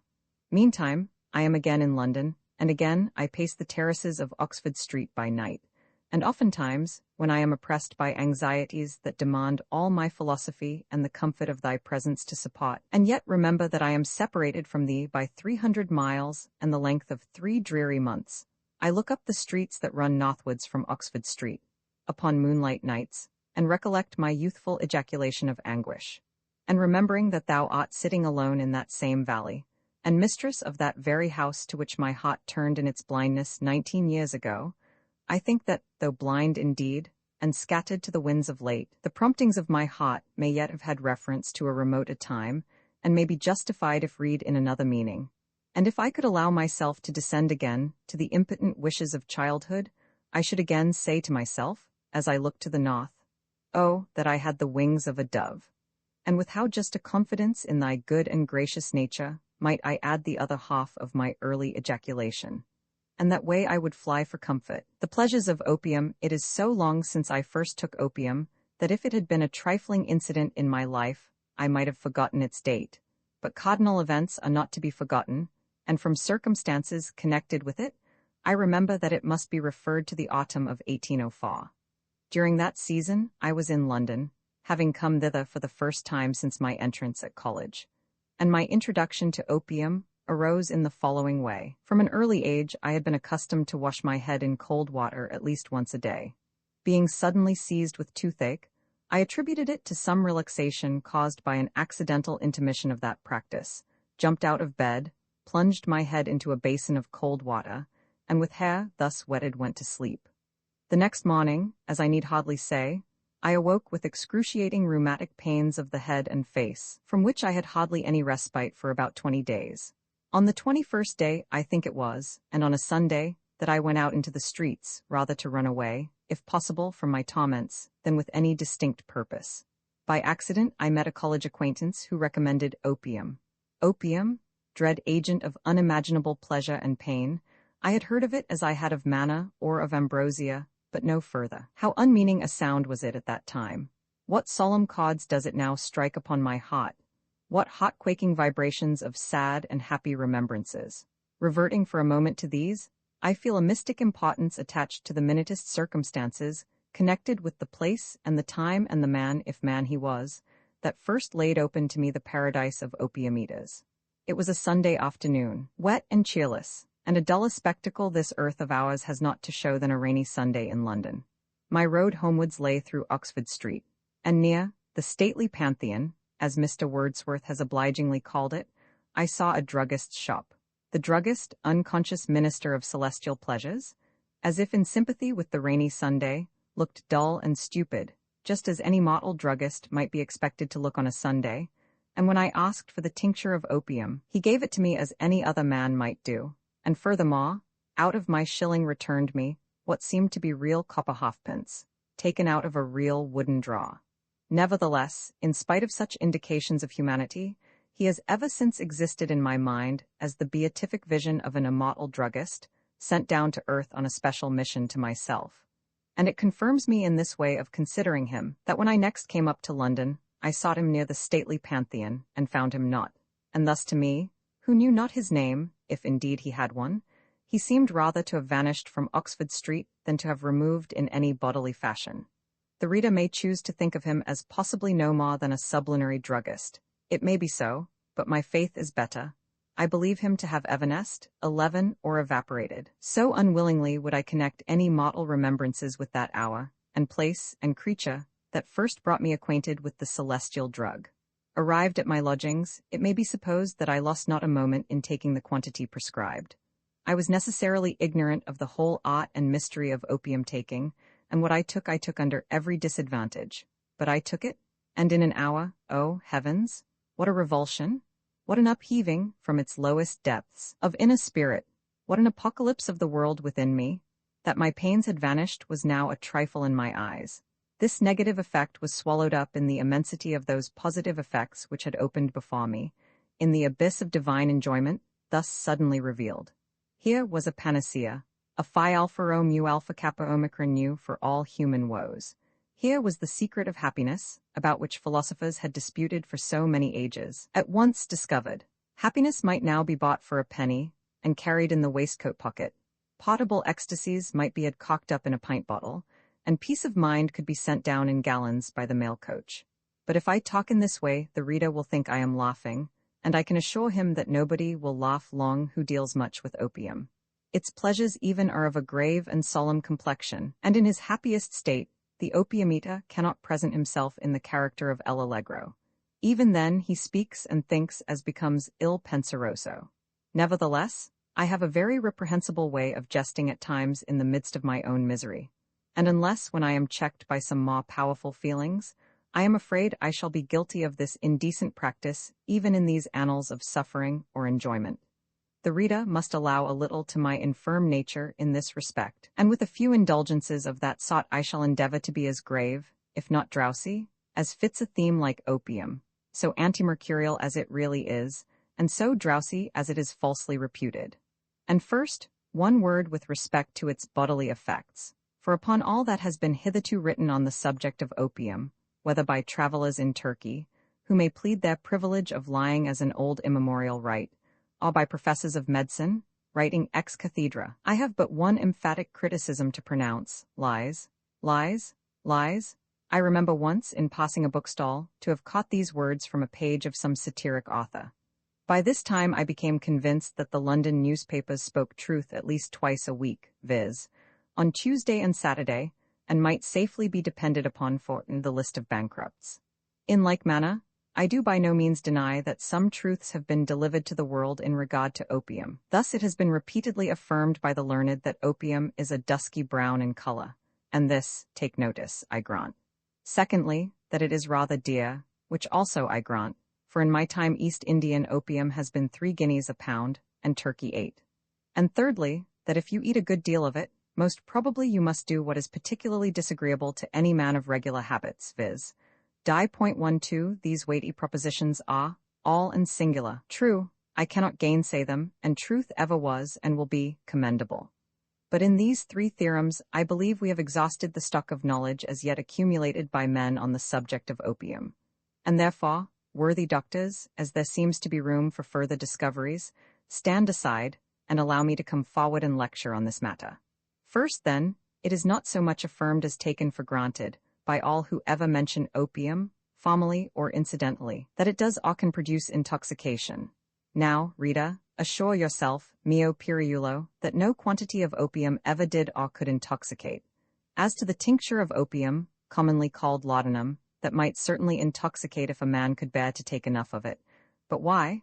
Because it contains so much proof spirit, and not because it contains so much opium. But crude opium, I affirm peremptorily, is incapable of producing any state of body at all resembling that which is produced by alcohol, and not in degree only incapable, but even in kind. It is not in the quantity of its effects merely, but in the quality, that it differs altogether. The pleasure given by wine is always mounting and tending to a crisis, after which it declines, that from opium, when once generated, is stationary for 8 or 10 hours. The first, to borrow a technical distinction from medicine, is a case of acute, the second, the chronic pleasure. The one is a flame, the other a steady and equable glow. But the main distinction lies in this, that whereas wine disorders the mental faculties, opium, on the contrary, if taken in a proper manner, introduces amongst them the most exquisite order, legislation, and harmony. Wine robs a man of his self-possession, opium greatly invigorates it. Wine unsettles and clouds the judgment, and gives a preternatural brightness and a vivid exaltation to the contempts and the admirations, the loves and the hatreds of the drinker. Opium, on the contrary, communicates serenity and equipoise to all the faculties, active or passive, and with respect to the temper and moral feelings in general, it gives simply that sort of vital warmth which is approved by the judgment, and which would probably always accompany a bodily constitution of primeval or antediluvian health. Thus, for instance, opium, like wine, gives an expansion to the heart and the benevolent affections. But then, with this remarkable difference, that in the sudden development of kindheartedness, which accompanies inebriation, there is always more or less of a maudlin character, which exposes it to the contempt of the bystander. Men shake hands, swear eternal friendship, and shed tears, no mortal knows why, and the sensual creature is clearly uppermost. But the expansion of the benigner feelings incident to opium is no febrile access, but a healthy restoration to that state which the mind would naturally recover upon the removal of any deep-seated irritation of pain that had disturbed and quarreled with the impulses of a heart originally just and good. True it is that even wine, up to a certain point and with certain men, rather tends to exalt and to steady the intellect. I myself, who have never been a great wine drinker, used to find that half a dozen glasses of wine advantageously affected the faculties, brightened and intensified the consciousness, and gave to the mind a feeling of being ponderibus librata suis. And certainly, it is most absurdly said, in popular language, of any man that he is disguised in liquor. For on the contrary, most men are disguised by sobriety, and it is when they are drinking, as some old gentleman says in Athenaeus, that men epsilon alpha upsilon tau omicron upsilon sigma, epsilon mu phi alpha nu iota zeta omicron upsilon sigma iota nu, omicron iota tau iota nu epsilon iota sigma iota nu, display themselves in their true complexion of character, which surely is not disguising themselves. But still, wine constantly leads a man to the brink of absurdity and extravagance, and beyond a certain point, it is sure to volatilize and to disperse the intellectual energies. whereas opium always seems to compose what had been agitated and to concentrate what had been distracted. In short, to sum up all in one word, a man who is inebriated, or tending to inebriation, is and feels that he is, in a condition which calls up into supremacy the merely human, too often the brutal part of his nature. But the opium eater, I speak of him who is not suffering from any disease or other remote effects of opium, feels that the diviner part of his nature is paramount. That is, the moral affections are in a state of cloudless serenity, and over all is the great light of the majestic intellect. This is the doctrine of the true church on the subject of opium, of which church I acknowledge myself to be the only member, the Alpha and the Omega. But then, it is to be recollected that I speak from the ground of a large and profound personal experience. Whereas most of the unscientific 13 authors who have at all treated of opium, and even of those who have written expressly on the materia medica, make it evident, from the horror they express of it, that their experimental knowledge of its action is none at all. I will, however, candidly acknowledge that I have met with one person who bore evidence to its intoxicating power, such as staggered my own incredulity, for he was a surgeon and had himself taken opium largely. I happened to say to him that his enemies, as I had heard, charged him with talking nonsense on politics, and that his friends apologized for him by suggesting that he was constantly in a state of intoxication from opium. Now the accusation, said I, is not prima facie and of necessity an absurd one, but the defense is. To my surprise, however, he insisted that both his enemies and his friends were in the right. I will maintain, said he, that I do talk nonsense, and secondly, I will maintain that I do not talk nonsense upon principle, or with any view to profit, but solely and simply, said he, solely and simply, repeating it 3 times over, because I am drunk with opium, and that daily. I replied that, as to the allegation of his enemies, as it seemed to be established upon such respectable testimony, seeing that the 3 parties concerned all agree in it, it did not become me to question it, but the defense set up I must demur to. He proceeded to discuss the matter, and to lay down his reasons, but it seemed to me so impolite to pursue an argument which must have presumed a man mistaken in a point belonging to his own profession, that I did not press him even when his cause of argument seemed open to objection. Not to mention that a man who talks nonsense, even though, with no view to profit, is not altogether the most agreeable partner in a dispute, whether as opponent or respondent. I confess, however, that the authority of a surgeon, and one who was reputed a good one, may seem a weighty one to my prejudice. But still, I must plead my experience, which was greater than his greatest by 7,000 drops a day. And though it was not possible to suppose a medical man unacquainted with the characteristic symptoms of vinous intoxication, it yet struck me that he might proceed on a logical error of using the word intoxication with too great latitude, and extending it generically to all modes of nervous excitement, instead of restricting it as the expression for a specific sort of excitement connected with certain diagnostics.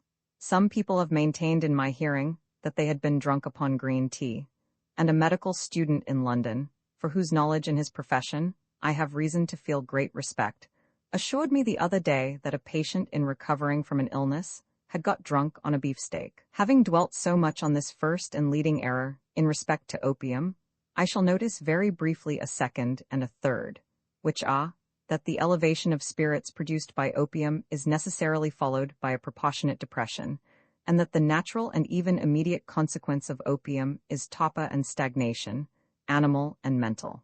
The first of these errors I shall content myself with simply denying, assuring my reader that for 10 years, during which I took opium at intervals, the day succeeding to that on which I allowed myself, this luxury was always a day of unusually good spirits. With respect to the torpor supposed to follow, or rather, if we were to credit the numerous pictures of Turkish opium eaters, to accompany the practice of opium eating, I deny that also. Certainly, opium is classed under the head of narcotics, and some such effect it may produce in the end, but the primary effects of opium are always, and in the highest degree, to excite and stimulate the system. This first stage of its action always lasted with me, during my novitiate, for upwards of 8 hours, so that it must be the fault of the opium eater himself if he does not so time his exhibition of the dose, to speak medically, as that the whole weight of its narcotic influence may descend upon his sleep. Turkish opium eaters, it seems, are absurd enough to sit, like so many equestrian statues, on logs of wood as stupid as themselves, but that the reader may judge of the degree in which opium is likely to stupefy the faculties of an Englishman, I shall, by way of treating the question illustratively, rather than argumentatively, describe the way in which I myself often passed an opium evening in London during the period between 1804–1812. It will be seen that at least opium did not move me to seek solitude, and much less to seek inactivity, or the topid state of self-involution ascribed to the Turks. I give this account at the risk of being pronounced a crazy enthusiast or visionary, but I regard that little. I must desire my reader to bear in mind that I was a hard student and at severe studies for all the rest of my time, and certainly I had a right occasionally to relaxations as well as other people. These, however, I allowed myself but seldom. The late Duke of used to say, "Next Friday, by the blessing of heaven, I purpose to be drunk." And in like manner, I used to fix beforehand how often within a given time, and when, I would commit a debauch of opium. This was seldom more than once in 3 weeks, for at that time I could not have ventured to call every day, as I did afterwards, for a glass of laudanum negus, warm and without sugar. No, as I have said, I seldom drank laudanum, at that time, more than once in 3 weeks. This was usually on a Tuesday or a Saturday night, my reason for which was this. In those days Grassini sang at the opera, and her voice was delightful to me beyond all that I had ever heard. I know not what may be the state of the opera house now, having never been within its walls for 7 or 8 years, but at that time it was by much the most pleasant place of public resort in London for passing an evening. 5 shillings admitted one to the gallery, which was subject to far less annoyance than the pit of the theatres. The orchestra was distinguished by its sweet and melodious grandeur from all English orchestras, the composition of which, I confess, is not acceptable to my ear, from the predominance of the clamorous instruments and the absolute tyranny of the violin. The choruses were divine to hear, and when Grassini appeared in some interlude, as she often did, and poured forth her passionate soul as Andromache at the tomb of Hector, etc., I question whether any Turk, of all that ever entered the paradise of opium eaters, can have had half the pleasure I had. But indeed, I honor the barbarians too much by supposing them capable of any pleasures approaching to the intellectual ones of an Englishman. For music is an intellectual or a sensual pleasure, according to the temperament of him who hears it. And by the by, with the exception of the fine extravaganza on that subject in Twelfth Night, I do not recollect more than one thing said adequately on the subject of music in all literature. It is a passage in the Religio Medici 14 of Sir T. Browne, and though chiefly remarkable for its sublimity, has also a philosophic value, inasmuch as it points to the true theory of musical effects. The mistake of most people is to suppose that it is by the ear they communicate with music, and therefore that they are purely passive to its effects. But this is not so. It is by the reaction of the mind upon the notices of the ear, the matter coming by the senses, the form from the mind, that the pleasure is constructed, and therefore it is that people of equally good ear differ so much in this point from one another.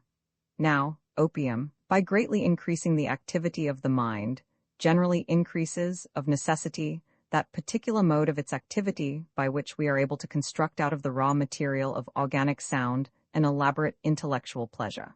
But, says a friend, a succession of musical sounds is to me like a collection of Arabic characters. I can attach no ideas to them. Ideas? My good sir? There is no occasion for them. All that class of ideas which can be available in such a case has a language of representative feelings. But this is a subject foreign to my present purposes. It is sufficient to say that a chorus, etc., of elaborate harmony displayed before me, as in a piece of Arras work, the whole of my past life, not as if recalled by an act of memory, but as if present and incarnated in the music, no longer painful to dwell upon, but the detail of its incidents removed or blended in some hazy abstraction, and its passions exalted, spiritualized, and sublimed. All this was to be had for 5 shillings.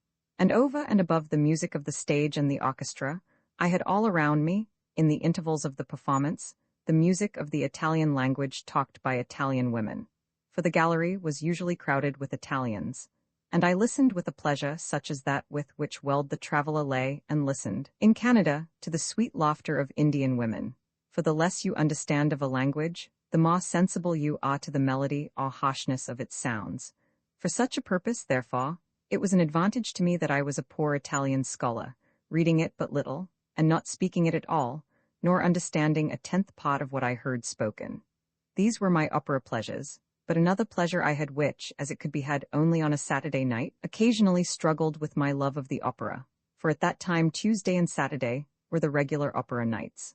On this subject I am afraid I shall be rather obscure, but I can assure the reader not at all more so than Marinus in his life of Proclus, or many other biographers and autobiographers of fair reputation. This pleasure, I have said, was to be had only on a Saturday night. What, then, was Saturday night to me more than any other night? I had no labors that I rested from, no wages to receive. What needed I to care for Saturday night, more than as it was a summons to hear Grassini? True, most logical reader, what you say is unanswerable. And yet so it was and is, that whereas different men throw their feelings into different channels, and most are apt to show their interest in the concerns of the poor chiefly by sympathy, expressed in some shape or other, with their distresses and sorrows, I at that time was disposed to express my interest by sympathizing with their pleasures. The pains of poverty I had lately seen too much of, more than I wished to remember, but the pleasures of the poor, their consolations of spirit, and their reposes from bodily toil, can never become oppressive to contemplate. Now Saturday night is the season for the chief, regular, and periodic return of rest of the poor. In this point the most hostile sects unite, and acknowledge a common link of brotherhood. Almost all Christendom rests from its labors. It is a rest introductory to another rest, and divided by a whole day and 2 nights from the renewal of toil. On this account I feel always, on a Saturday night, as though I also were released from some yoke of labor, had some wages to receive, and some luxury of repose to enjoy. For the sake, therefore, of witnessing, upon as large a scale as possible, a spectacle with which my sympathy was so entire, I used often on Saturday nights after I had taken opium, to wander forth, without much regarding the direction or the distance, to all the markets and other parts of London to which the poor resort of a Saturday night, for laying out their wages. Many a family party, consisting of a man, his wife, and sometimes 1 or 2 of his children, have I listened to, as they stood consulting on their ways and means, or the strength of their exchequer, or the price of household articles. Gradually I became familiar with their wishes, their difficulties, and their opinions. Sometimes there might be heard murmurs of discontent, but far oftener expressions on the countenance, or uttered in words, of patience, hope, and tranquillity. And taken generally, I must say that, in this point at least, the poor are more philosophic than the rich, that they show a more ready and cheerful submission to what they consider as irremediable evils or irreparable losses. Whenever I saw occasion, or could do it without appearing to be intrusive, I joined their parties, and gave my opinion upon the matter in discussion, which, if not always judicious, was always received indulgently. If wages were a little higher or expected to be so, or the quartern loaf a little lower, or it was reported that onions and butter were expected to fall, I was glad. Yet, if the contrary were true, I drew from opium some means of consoling myself. For opium, like the bee, that extracts its materials indiscriminately from roses and from the soot of chimneys, can overrule all feelings into compliance with the master key. Some of these rambles led me to great distances, for an opium eater is too happy to observe the motion of time, and sometimes in my attempts to steer homewards, upon nautical principles, by fixing my eye on the pole star, and seeking ambitiously for a northwest passage, instead of circumnavigating all the capes and headlands I had doubled in my outward voyage, I came suddenly upon such knotty problems of alleys, such enigmatical entries, and such sphinxes riddles of streets without thoroughfares, as must, I conceive, baffle the audacity of porters, and confound the intellects of hackney coachmen. I could almost have believed at times that I must be the first discoverer of some of these terrae incogniti, and doubted whether they had yet been laid down in the modern charts of London. For all this, however, I paid a heavy price in distant years, when the human face tyrannized over my dreams, and the perplexities of my steps in London came back and haunted my sleep, with the feeling of perplexities, moral and intellectual, that brought confusion to the reason, or anguish and remorse to the conscience. Thus, I have shown that opium does not of necessity produce inactivity or torpor, but that, on the contrary, it often led me into markets and theatres. Yet, in candor, I will admit that markets and theatres are not the appropriate haunts of the opium eater when in the divinest state incident to his enjoyment. In that state, crowds become an oppression to him, music even too sensual and gross. He naturally seeks solitude and silence as indispensable conditions of those trances or profoundest reveries, which are the crown and consummation of what opium can do for human nature. I, whose disease it was to meditate too much and to observe too little, and who upon my first entrance at college was nearly falling into a deep melancholy, from brooding too much on the sufferings which I had witnessed in London, was sufficiently aware of the tendencies of my own thoughts to do all I could to counteract them. I was indeed like a person who, according to the old legend, had entered the cave of Trophonius, and the remedies I sought were to force myself into society, and to keep my understanding in continual activity upon matters of science. But for these remedies, I should certainly have become hypochondriacally melancholy. In after years, however, when my cheerfulness was more fully re-established, I yielded to my natural inclination for a solitary life. And at that time, I often fell into these reveries upon taking opium, and more than once it has happened to me, on a summer night, when I have been at an open window, in a room from which I could overlook the sea at a mile below me, and could command a view of the great town of L, at about the same distance, that I have sat from sunset to sunrise, motionless, and without wishing to move. I shall be charged with mysticism, Baymeanism, quietism, etc. But that shall not alarm me. Sir H. Vane, the younger, was one of our wisest men, and let my reader see if he, in his philosophical works, be half as unmystical as I am. I say, then, that it has often struck me that the scene itself was somewhat typical of what took place in such a reverie. The town of L represented the earth, with its sorrows and its graves left behind, yet not out of sight nor wholly forgotten. The ocean, in everlasting but gentle agitation, and brooded over by a dove-like calm, might not unfitly typify the mind and the mood which then swayed it. For it seemed to me as if then first I stood at a distance and aloof from the uproar of life, as if the tumult, the fever, and the strife were suspended, a respite granted from the secret burdens of the heart, a Sabbath of repose, a resting from human labors. Here were the hopes which blossom in the paths of life reconciled with the peace which is in the grave, motions of the intellect as unwearied as the heavens, yet for all anxieties a halcyon calm, a tranquillity that seemed no product of inertia, but as if resulting from mighty and equal antagonisms, infinite activities, infinite repose.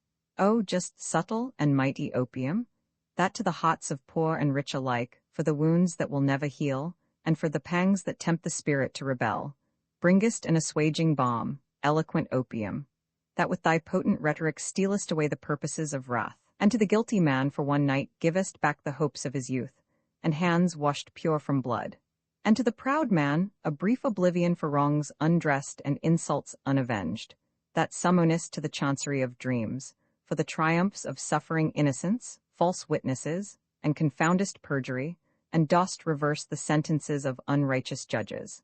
Thou buildest upon the bosom of darkness, out of the fantastic imagery of the brain, cities and temples beyond the art of Phidias and Praxiteles, beyond the splendor of Babylon and hecatomb pillows, and from the anarchy of dreaming sleep callest into sunny light the faces of long-buried beauties, and the blessed household countenances cleansed from the dishonors of the grave. Thou only givest these gifts to man, and thou hast the keys of paradise, O just, subtle, and mighty opium. Introduction to the pains of opium courteous, and I hope indulgent, reader, for all my readers must be indulgent ones, or else I fear I shall shock them too much to count on their courtesy. Having accompanied me thus far, now let me request you to move onwards for about 8 years, that is to say, from 1804, when I have said that my acquaintance with opium first began, to 1812. The years of academic life are now over and gone, almost forgotten. The student's cap no longer presses my temples, if my cap exist at all. It presses those of some youthful scholar, I trust, as happy as myself, and as passionate a lover of knowledge.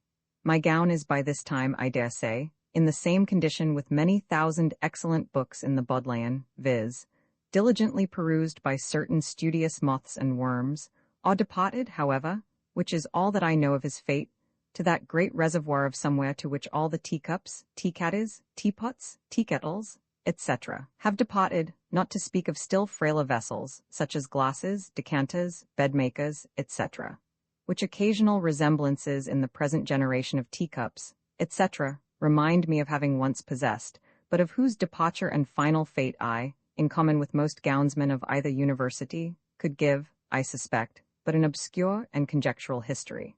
The persecutions of the chapel bell, sounding its unwelcome summons to 6 o'clock matins, interrupts my slumbers no longer. The potter who rang it, upon whose beautiful nose bronze, inlaid with copper, I wrote, in retaliation, so many Greek epigrams whilst I was dressing, is dead, and has ceased to disturb anybody. And I, and many others who suffered much from his tintinnabulous propensities, have now agreed to overlook his errors, and have forgiven him. Even with the bell I am now in charity. It rings, I suppose, as formally, thrice a day, and cruelly annoys, I doubt not, many worthy gentlemen, and disturbs their peace of mind. But as to me, in this year 1812, I regard its treacherous voice no longer. Treacherous I call it, for by some refinement of malice, it spoke in as sweet and silvery tones as if it had been inviting one to a party. Its tones have no longer, indeed, power to reach me. Let the wind sit as favorable as the malice of the bell itself could wish. For I am 250 miles away from it, and buried in the depth of mountains. And what am I doing among the mountains? Taking opium. Yes, but what else? Why, Rita, in 1812, the year we are now arrived at as well as for some years previous, I have been chiefly studying German metaphysics in the writings of Kant, Fichte, Schelling, etc. And how and in what manner do I live?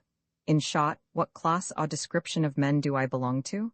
I am at this period, viz. in 1812, living in a cottage and with a single female servant, honi soit qui mal y pense, who amongst my neighbors passes by the name of my housekeeper. And as a scholar and a man of learned education, and in that sense a gentleman, I may presume to class myself as an unworthy member of that indefinite body called gentlemen. Partly on the ground I have assigned perhaps, partly because from my having no visible calling or business, it is rightly judged that I must be living on my private fortune. I am so classed by my neighbors, and by the courtesy of modern England I am usually addressed on letters, etc. Esquire. Though having, I fear, in the rigorous construction of heralds, but slender pretensions to that distinguished honor, yet in popular estimation I am X, Y, Z, Esquire, but not justice of the peace nor custos rotulorum. Am I married? Not yet, and I still take opium, on Saturday nights, and perhaps have taken it unblushingly ever since the rainy Sunday, and the stately Pantheon, and the beatific druggist of 1804, even so. And how do I find my health after all this opium eating? In short, how do I do? Why, pretty well, I thank you, Rita, in the phrase of ladies in the straw, as well as can be expected.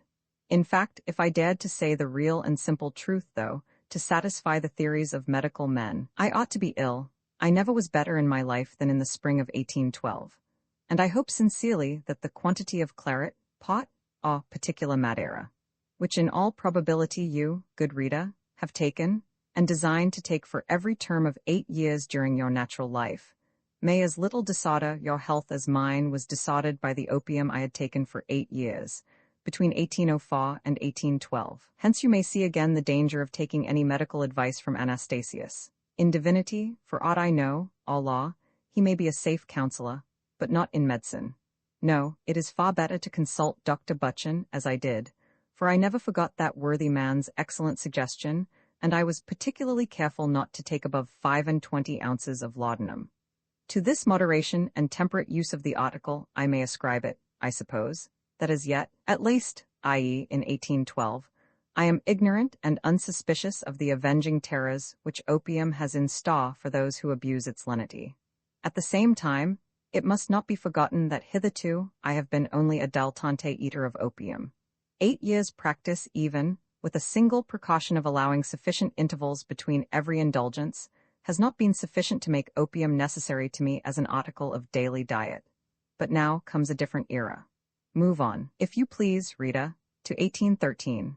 In the summer of the year we have just quitted, I have suffered much in bodily health from distress of mind, connected with a very melancholy event.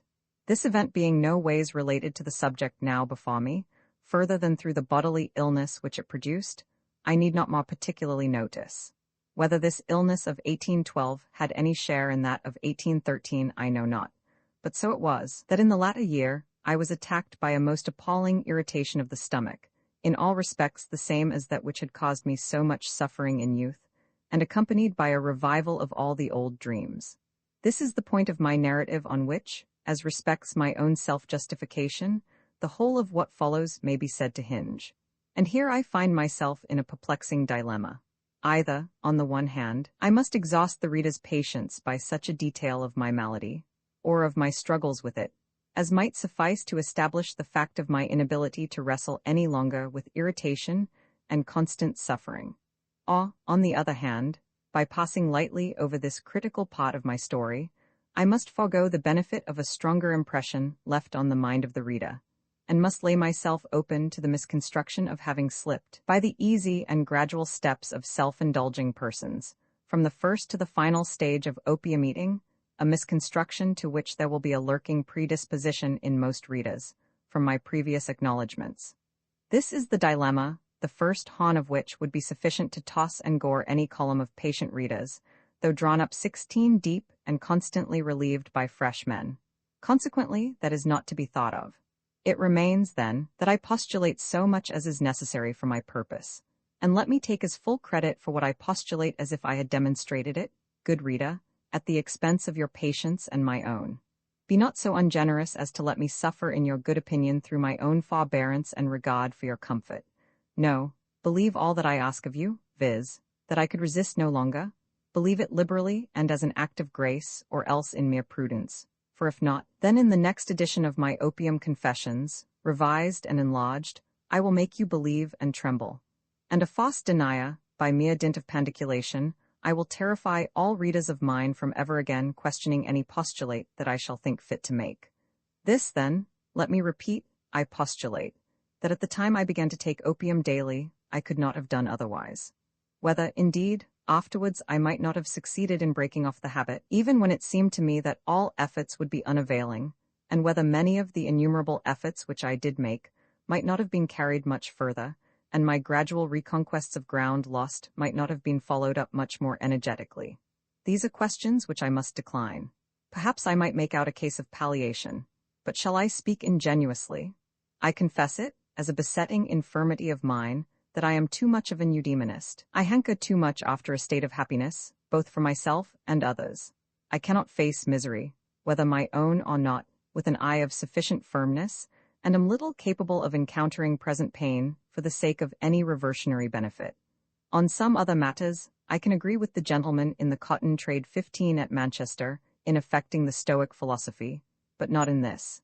Here I take the liberty of an eclectic philosopher, and I look out for some courteous and considerate sect that will condescend more to the infirm condition of an opium eater, that are sweet men, as Chaucer says, to give absolution, and will show some conscience in the penances they inflict, and the efforts of abstinence they exact from poor sinners like myself.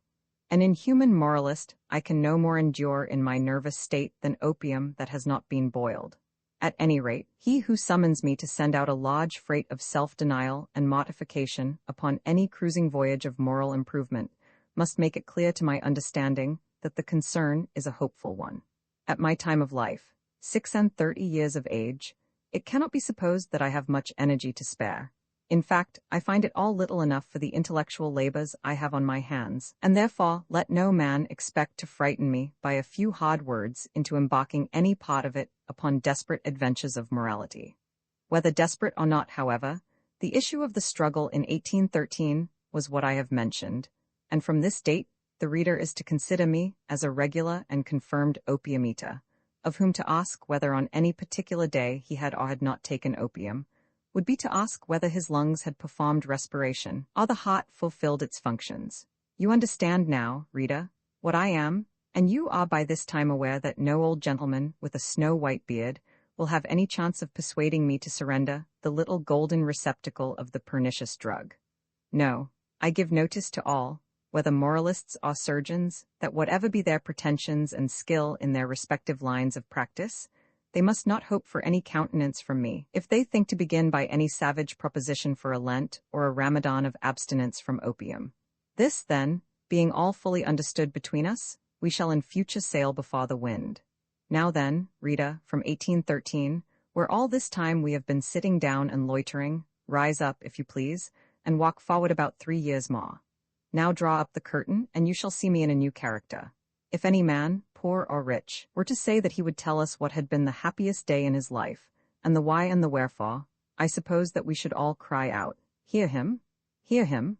As to the happiest day, that must be very difficult for any wise man to name, because any event that could occupy so distinguished a place in a man's retrospect of his life, I'll be entitled to have shed a special felicity on any one day, ought to be of such an enduring character as that, accidents apart, it should have continued to shed the same felicity, or one not distinguishably less, on many years together.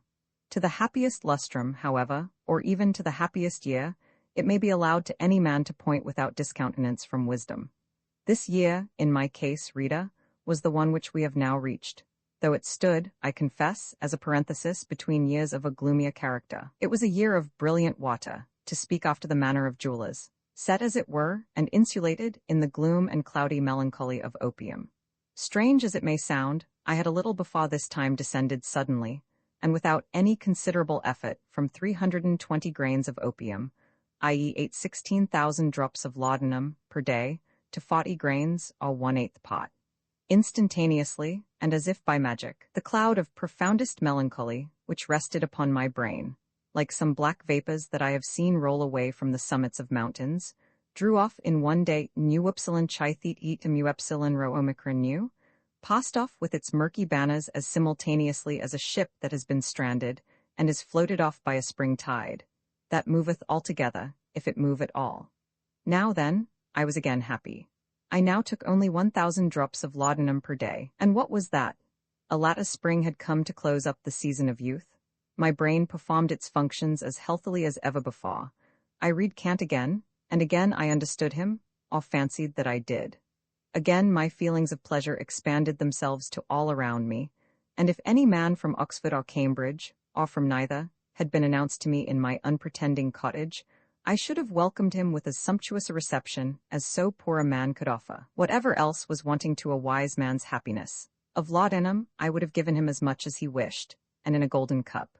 And by the way, now that I speak of giving laudanum away, I remember about this time a little incident, which I mention because, trifling as it was, the reader will soon meet it again in my dreams, which it influenced more fearfully than could be imagined. One day a Malay knocked at my door. What business a Malay could have to transact amongst English mountains, I cannot conjecture. But possibly he was on his road to a seaport about 40 miles distant. The servant who opened the door to him was a young girl, born and bred amongst the mountains, who had never seen an Asiatic dress of any sort. His turban, therefore, confounded her not a little. And as it turned out that his attainments in English were exactly of the same extent as hers in the Malay, there seemed to be an impassable gulf fixed between all communication of ideas, if either party had happened to possess any. In this dilemma, the girl, recollecting the reputed learning of her master, and doubtless giving me credit for a knowledge of all the languages of the earth besides perhaps a few of the lunar ones, came and gave me to understand that there was a sort of demon below, whom she clearly imagined that my aunt could exorcise from the house. I did not immediately go down, but when I did, the group which presented itself, arranged as it was by accident, though not very elaborate, took hold of my fancy and my eye in a way that none of the statuesque attitudes exhibited in the ballets at the Opera House, though so ostentatiously complex, had ever done. In a cottage kitchen, but panelled on the wall with dark wood, that from age and rubbing resembled oak, and looking more like a rustic hall of entrance than a kitchen, stood the Malay, his turban and loose trousers of dingy white relieved upon the dark paneling. He had placed himself nearer to the girl than she seemed to relish, though her native spirit of mountain intrepidity contended with the feeling of simple awe which her countenance expressed as she gazed upon the tiger cat before her. And a more striking picture, that could not be imagined than the beautiful English face of the girl, and its exquisite fairness, together with her erect and independent attitude, contrasted with the sallow and bilious skin of the Malay, enameled or veneered with mahogany by marine air, his small, fierce, restless eyes, thin lips, slavish gestures and adorations. Half hidden by the ferocious-looking Malay was a little child from a neighboring cottage who had crept in after him, and was now in the act of reverting its head and gazing upwards at the turban and the fiery eyes beneath it, whilst with one hand he caught at the dress of the young woman for protection. My knowledge of the Oriental tongues is not remarkably extensive, being indeed confined to 2 words. the Arabic word for barley, and the Turkish for opium, majun, which I have learned from Anastasius. And as I had neither a Malay dictionary, nor even a DeLong's Mithridates, which might have helped me to a few words, I addressed him in some lines from the Iliad, considering that, of such languages as I possessed, Greek, in point of longitude, came geographically nearest to an Oriental one. He worshipped me in a most devout manner, and replied in what I suppose was Malay. In this way, I saved my reputation with my neighbors, for the Malay had no means of betraying the secret. He lay down upon the floor for about an hour, and then pursued his journey. On his departure, I presented him with a piece of opium. To him, as an Orientalist, I concluded that opium must be familiar, and the expression of his face convinced me that it was. Nevertheless, I was struck with some little consternation when I saw him suddenly raise his hand to his mouth, and to use the schoolboy phrase, bolt the whole, divide it into 3 pieces, at one mouthful. The quantity was enough to kill 3 dragoons and their horses, and I felt some alarm for the poor creature. But what could be done? I had given him the opium in compassion for his solitary life, on recollecting that if he had travelled on foot from London, it must be nearly 3 weeks since he could have exchanged a thought with any human being. I could not think of violating the laws of hospitality by having him seized and drenched with an emetic, and thus frightening him into a notion that we were going to sacrifice him to some English idol. No, there was clearly no help for it. He took his leave, and for some days I felt anxious, but as I never heard of any Malay being found dead, I became convinced that he was used 17 to opium, and that I must have done him the service I designed by giving him 1 night of respite from the pains of wandering. This incident I have digressed to mention, because this Malay, partly from the picturesque exhibition he assisted to frame, partly from the anxiety I connected with his image for some days, fastened afterwards upon my dreams, and brought other Malays with him, worse than himself, that ran amuck, 18 at me, and led me into a world of troubles. But to quit this episode, and to return to my intercalary year of happiness. I have said already that on a subject so important to us all as happiness, we should listen with pleasure to any man's experience or experiments, even though he were but a ploughboy, who cannot be supposed to have ploughed very deep into such an intractable soil as that of human pains and pleasures, ought to have conducted his researches upon any very enlightened principles. But I who have taken happiness both in a solid and liquid shape, both boiled and unboiled, both East India and Turkey, who have conducted my experiments upon this interesting subject with a sort of galvanic battery, and have, for the general benefit of the world, inoculated myself, as it were, with the poison of 8,000 drops of laudanum per day, just for the same reason as a French surgeon inoculated himself lately with cancer, an English one 20 years ago with plague, and a third, I know not of what nation, with hydrophobia. I, it will be admitted, must surely know what happiness is, if anybody does. And therefore I will here lay down an analysis of happiness, and as the most interesting mode of communicating it, I will give it, not didactically, but wrapped up and involved in a picture of one evening, as I spent every evening during the intercalary year when laudanum, though taken daily, was to me no more than the elixir of pleasure. This done, I shall quit the subject of happiness altogether, and pass to a very different one, the pains of opium. Let there be a cottage standing in a valley, 18 miles from any town, no spacious valley, but about 2 miles long by 3/4 of a mile in average width, the benefit of which provision is that all the family resident within its circuit will compose, as it were, one larger household, personally familiar to your eye, and more or less interesting to your affections. Let the mountains be real mountains, between 3,000 and 4,000 feet high, and the cottage a real cottage, not, as a witty author has it, a cottage with a double coach house. Let it be, in fact, for I must abide by the actual scene, a white cottage, embowered with flowering shrubs, so chosen as to unfold a succession of flowers upon the walls, and clustering round the windows through all the months of spring, summer, and autumn, beginning, in fact, with May roses, and ending with jasmine. Let it, however, not be spring, nor summer, nor autumn, but winter in his sternest shape. This is a most important point in the science of happiness, and I am surprised to see people overlook it, and think it matter of congratulation that winter is going, or, if coming, is not likely to be a severe one. On the contrary, I put up a petition annually for as much snow, hail, frost, or storm of one kind or other as the skies can possibly afford us. Surely everybody is aware of the divine pleasures which attend a winter fireside, Candles at 4 o'clock, warm hearthrugs, tea, a fair tea-maker, shutters closed, curtains flowing in ample draperies on the floor, whilst the wind and rain are raging audibly without, and at the doors and windows seem to call, as heaven and earth they would together mell, yet the least entrance find they none at all, whence sweeter grows our rest secure in Massey Hall. All these are items in the description of a winter evening, which must surely be familiar to everybody born in a high latitude. And it is evident that most of these delicacies, like ice cream, require a very low temperature of the atmosphere to produce them. They are fruits which cannot be ripened without weather stormy or inclement in some way or other. I am not particular, as people say, whether it be snow, or black frost, or wind so strong that, as Mr. says, you may lean your back against it like a post.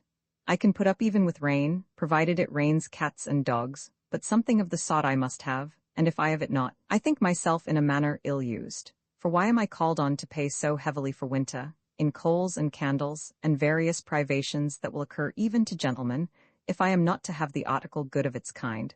No, a Canadian winter for my money, or a Russian one, where every man is but a co-proprietor with the north wind in the fee simple of his own ears.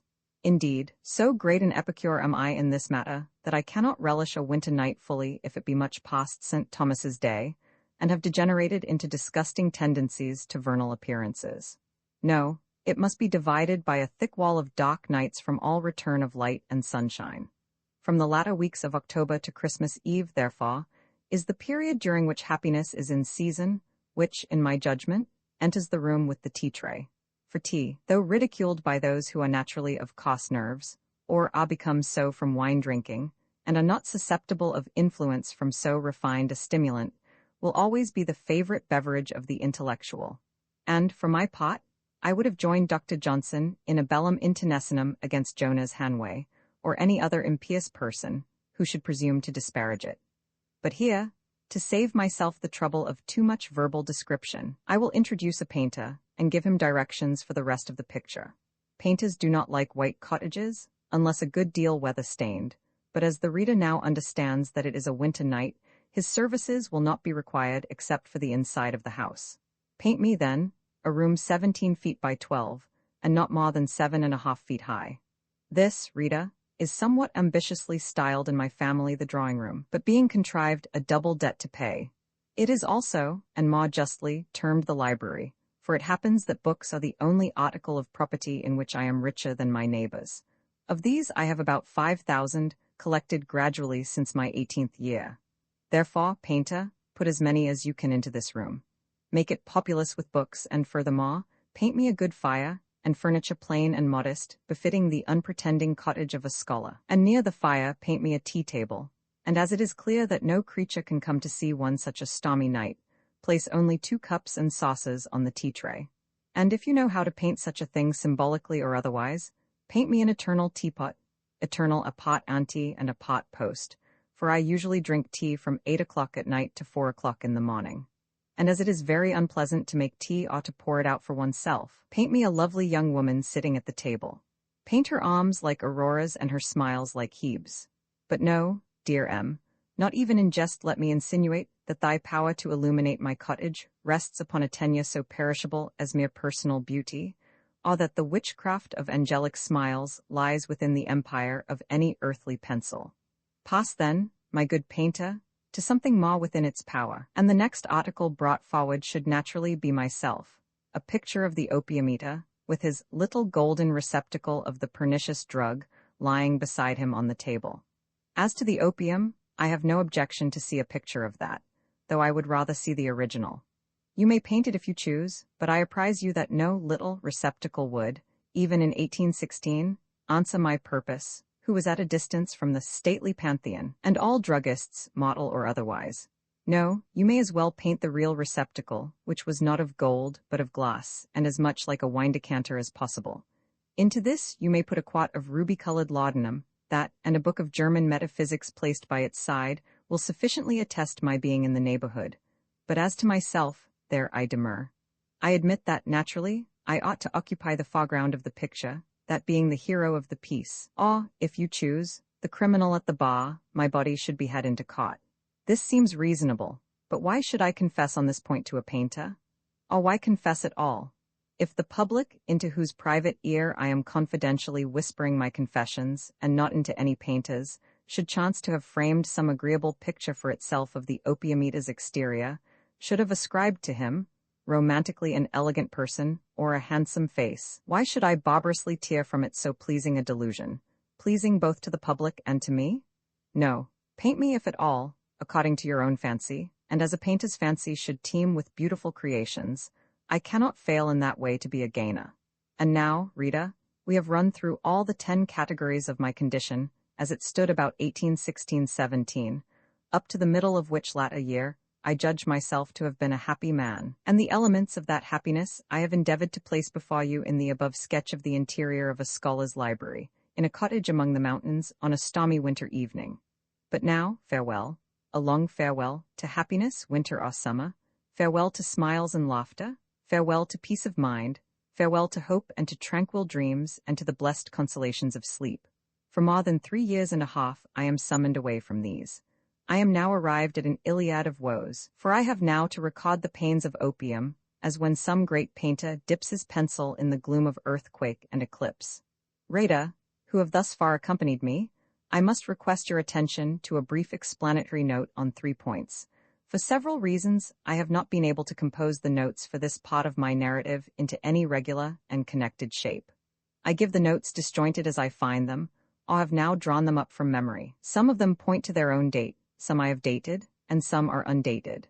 Whenever it could answer my purpose to transplant them from the natural or chronological order, I have not scrupled to do so.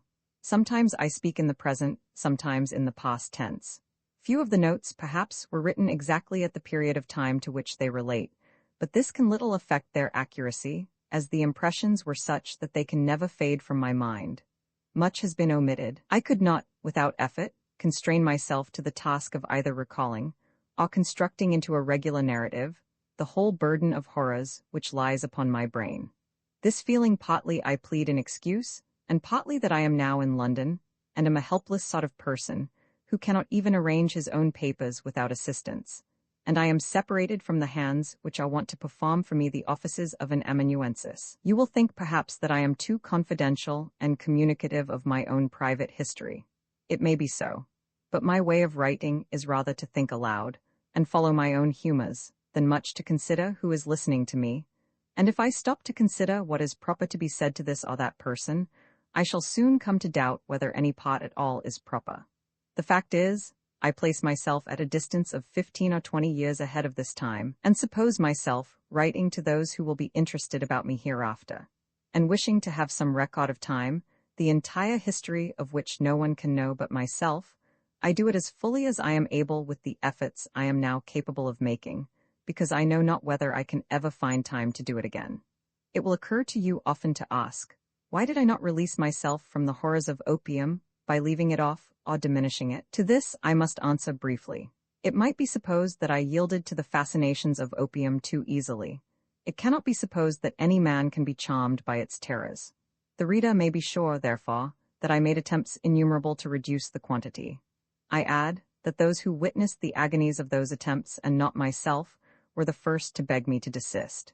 But could not have I reduced it a drop a day, or, by adding water, have bisected or trisected a drop? 1,000 drops bisected would thus have taken nearly 6 years to reduce, and that way would certainly not have answered. But this is a common mistake of those who know nothing of opium experimentally. I appeal to those who do, whether it is not always found that down to a certain point it can be reduced with ease and even pleasure, but that after that point further reduction causes intense suffering. Yes, say many thoughtless persons, who know not what they are talking of, you will suffer a little low spirits and dejection for a few days. I answer, no, there is nothing like low spirits. On the contrary, the mere animal spirits are uncommonly raised. The pulse is improved, the health is better. It is not there that the suffering lies. It has no resemblance to the sufferings caused by renouncing wine. It is a state of unutterable irritation of stomach, which surely is not much like dejection, accompanied by intense perspirations, and feelings such as I shall not attempt to describe without more space at my command. I shall now enter in medias res, and shall anticipate, from a time when my opium pains might be said to be at their acme, an account of their palsying effects on the intellectual faculties. My studies have now been long interrupted. I cannot read to myself with any pleasure, hardly with a moment's endurance. Yet I read aloud sometimes for the pleasure of others, because reading is an accomplishment of mine, and, in the slang use of the word accomplishment, as a superficial and ornamental attainment, almost the only one I possess. And formerly, if I had any vanity at all connected with any endowment or attainment of mine, it was with this, for I had observed that no accomplishment was so rare. Players are the worst readers of all. Reads vilely, and Mrs., who is so celebrated, can read nothing well but dramatic compositions. Milton she cannot read sufferably. People in general either read poetry without any passion at all, or else overstep the modesty of nature, and read not like scholars. Of late, if I have felt moved by anything, it has been by the grand lamentations of Samson agonists, or the great harmonies of the satanic speeches in Paradise Regained, when read aloud by myself. A young lady sometimes comes and drinks tea with us, at her request, and M.S. I now and then read W.'s poems to them. W., by the by, is the only poet I ever met who could read his own verses. Often indeed he reads admirably. For nearly 2 years I believe that I read no book, but one, and I owe it to the author, in discharge of a great debt of gratitude, to mention what that was. The sublimer and more passionate poets I still read, as I have said, by snatches and occasionally, but my proper vocation, as I well know, was the exercise of the analytic understanding. Now, for the most part, analytic studies are continuous, and not to be pursued by fits and starts or fragmentary efforts.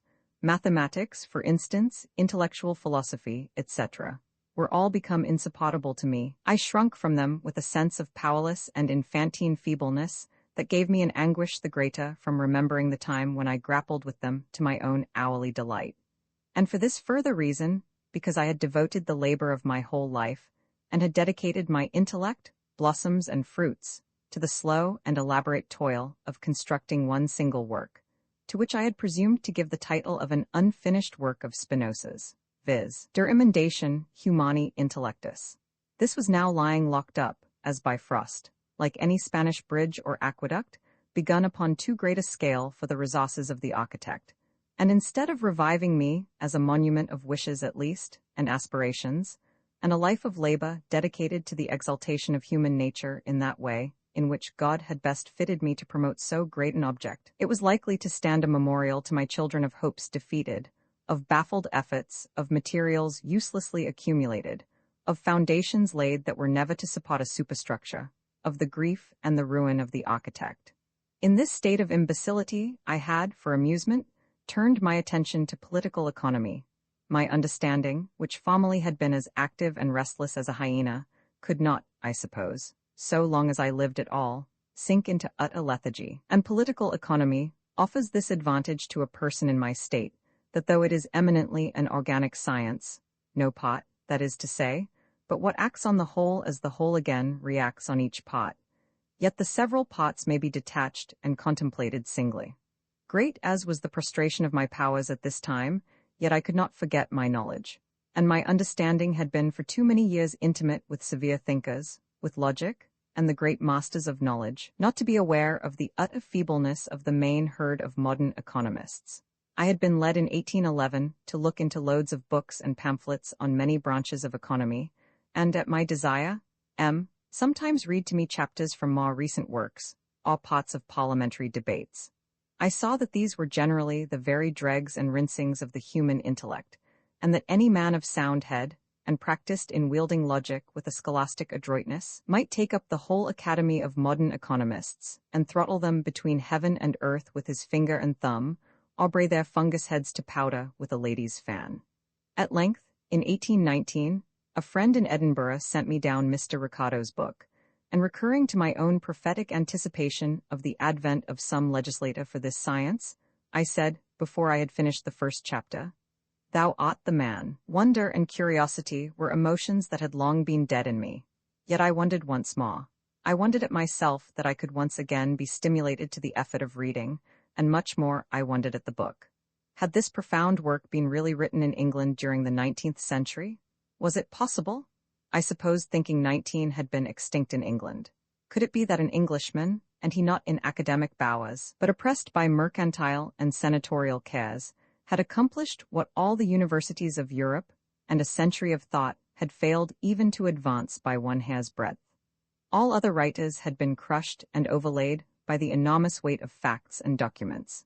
Mr. Ricardo had deduced a priori from the understanding itself laws, which first gave a ray of light into the unwieldy chaos of materials, and had constructed what had been but a collection of tentative discussions into a science of regular proportions, now first standing on an eternal basis. Thus did one single work of a profound understanding avail to give me a pleasure and an activity which I had not known for years. It roused me even to write, or at least to dictate what M. wrote for me. It seemed to me that some important truths had escaped even the inevitable eye of Mr. Ricardo, and as these were for the most part of such a nature that I could express or illustrate them more briefly and elegantly by algebraic symbols than in the usual clumsy and loitering diction of economists, the whole would not have filled a pocketbook. And being so brief with M, for my amanuensis, even at this time, incapable as I was of all general exertion, I drew up my prolegomena to all future systems of political economy. I hope it will not be found redolent of opium, though indeed, to most people the subject is a sufficient opiate. This exertion, however, was but a temporary flash, as the sequel showed, for I designed to publish my work. Arrangements were made at a provincial press, about 18 miles distant, for printing it. An additional compositor was retained for some days on this account. The work was even twice advertised, and I was in a manner pledged to the fulfillment of my intention. But I had a preface to write, and a dedication, which I wished to make a splendid one, to Mr. Ricardo. I found myself quite unable to accomplish all this. The arrangements were countermanded, the compositor dismissed, and my prolegomena rested peacefully by the side of its elder and more dignified brother. I have thus described and illustrated my intellectual topper in terms that apply more or less to every part of the 4 years during which I was under the Circean spells of opium. But for misery and suffering, I might indeed be said to have existed in a dormant state. I seldom could prevail on myself to write a letter. An answer of a few words to any that I received was the utmost that I could accomplish, and often that not until the letter had lain weeks or even months on my writing table. Without the aid of M. all records of bills paid or to be paid must have perished, and my whole domestic economy, whatever became of political economy, must have gone into irretrievable confusion. I shall not afterwards allude to this part of the case. It is one, however, which the opium eater will find, in the end, as oppressive and tormenting as any other, from the sense of incapacity and feebleness, from the direct embarrassments incident to the neglect or procrastination of each day's appropriate duties, and from the remorse which must often exasperate the stings of these evils to a reflective and conscientious mind. The opium eater loses none of his moral sensibilities or aspirations. He wishes and longs as earnestly as ever to realize what he believes possible and feels to be exacted by duty, but his intellectual apprehension of what is possible infinitely outruns his power, not of execution only, but even of power to attempt. He lies under the weight of incubus and nightmare. He lies in sight of all that he would fain perform, just as a man forcibly confined to his bed by the mortal languor of a relaxing disease, who is compelled to witness injury or outrage offered to some object of his tenderest love. He curses the spells which chain him down from motion. He would lay down his life if he might but get up and walk, but he is powerless as an infant and cannot even attempt to rise. I now pass to what is the main subject of these latter confessions, to the history and journal of what took place in my dreams, for these were the immediate and proximate cause of my acutest suffering. The first notice I had of any important change going on in this part of my physical economy was from the reawakening of a state of eye, generally incident to childhood, or exalted states of irritability. I know not whether my reader is aware that many children, perhaps most, have a power of painting, as it were upon the darkness, all sorts of phantoms. In some that power is simply a mechanical affection of the eye. Others have a voluntary or semi-voluntary power to dismiss or to summon them, or, as a child once said to me when I questioned him on this matter, I can tell them to go, and they go, but sometimes they come when I don't tell them to come. Whereupon, I told him that he had almost as unlimited a command over apparitions as a Roman centurion over his soldiers. In the middle of 1817, I think it was, that this faculty became positively distressing to me. At night, when I lay awake in bed, vast processions passed along in mournful pomp. Friezes of never-ending stories, that to my feelings were as sad and solemn as if they were stories drawn from times before Oedipus or Priam, before Tyre, before Memphis. And at the same time, a corresponding change took place in my dreams. A theatre seemed suddenly opened and lighted up within my brain, which presented nightly spectacles of more than earthly splendor. And the far following facts may be mentioned as noticeable at this time, that as the creative state of the eye increased, a sympathy seemed to arise between the waking and the dreaming states of the brain in one point, that whatsoever I happened to call up and to trace by a voluntary act upon the darkness was very apt to transfer itself to my dreams, so that I feared to exercise this faculty. For, as Midas turned all things to gold that yet baffled his hopes and defrauded his human desires, so whatsoever things capable of being visually represented, I did but think of in the darkness, immediately shaped themselves into phantoms of the eye, and by a process apparently no less inevitable, when thus once traced in faint and visionary colors, like writings in sympathetic ink, they were drawn out by the fierce chemistry of my dreams into insufferable splendor that fretted my heart. For this and all other changes in my dreams were accompanied by deep-seated anxiety and gloomy melancholy, such as are wholly incommunicable by words. I seemed every night to descend, not metaphorically, but literally to descend, into chasms and sunless abysses, depths below depths, from which it seemed hopeless that I could ever rescend. Nor did I, by waking, feel that I had rescended. This I do not dwell upon, because the state of gloom which attended these gorgeous spectacles, amounting at last to utter darkness, as of some suicidal despondency, cannot be approached by words. The sense of space, and in the end the sense of time, were both powerfully affected. Buildings, landscapes, etc., were exhibited in proportions so vast as the bodily eye is not fitted to receive. Space swelled, and was amplified to an extent of unutterable infinity. This, however, did not disturb me so much as the vast expansion of time. I sometimes seemed to have lived for 70 or 100 years in one night, nay, sometimes had feelings representative of a millennium passed in that time, or, however, of a duration far beyond the limits of any human experience. The minutest incidents of childhood, or forgotten scenes of later years, were often revived. I could not be said to recollect them, for if I had been told of them when waking, I should not have been able to acknowledge them as parts of my past experience. But placed as they were before me, in dreams like intuitions, and clothed in all their evanescent circumstances and accompanying feelings, I recognized them instantaneously. I was once told by a near relative of mine that having in her childhood fallen into a river, and being on the very verge of death, but for the critical assistance which reached her, she saw in a moment her whole life, in its minutest incidents, arrayed before her simultaneously as in a mirror, and she had a faculty developed as suddenly for comprehending the whole and every part. This, from some opium experiences of mine, I can believe. I have indeed seen the same thing asserted twice in modern books, and accompanied by a remark which I am convinced is true, viz., that the dread book of account which the scriptures speak of is in fact the mind itself of each individual. Of this at least I feel assured, that there is no such thing as forgetting possible to the mind. 1,000 accidents may and will interpose a veil between our present consciousness and the secret inscriptions on the mind. Accidents of the same sort will also rend away this veil, but alike, whether veiled or unveiled, the inscription remains forever, just as the stars seem to withdraw before the common light of day, whereas in fact we all know that it is the light which is drawn over them as a veil, and that they are waiting to be revealed when the obscuring daylight shall have withdrawn.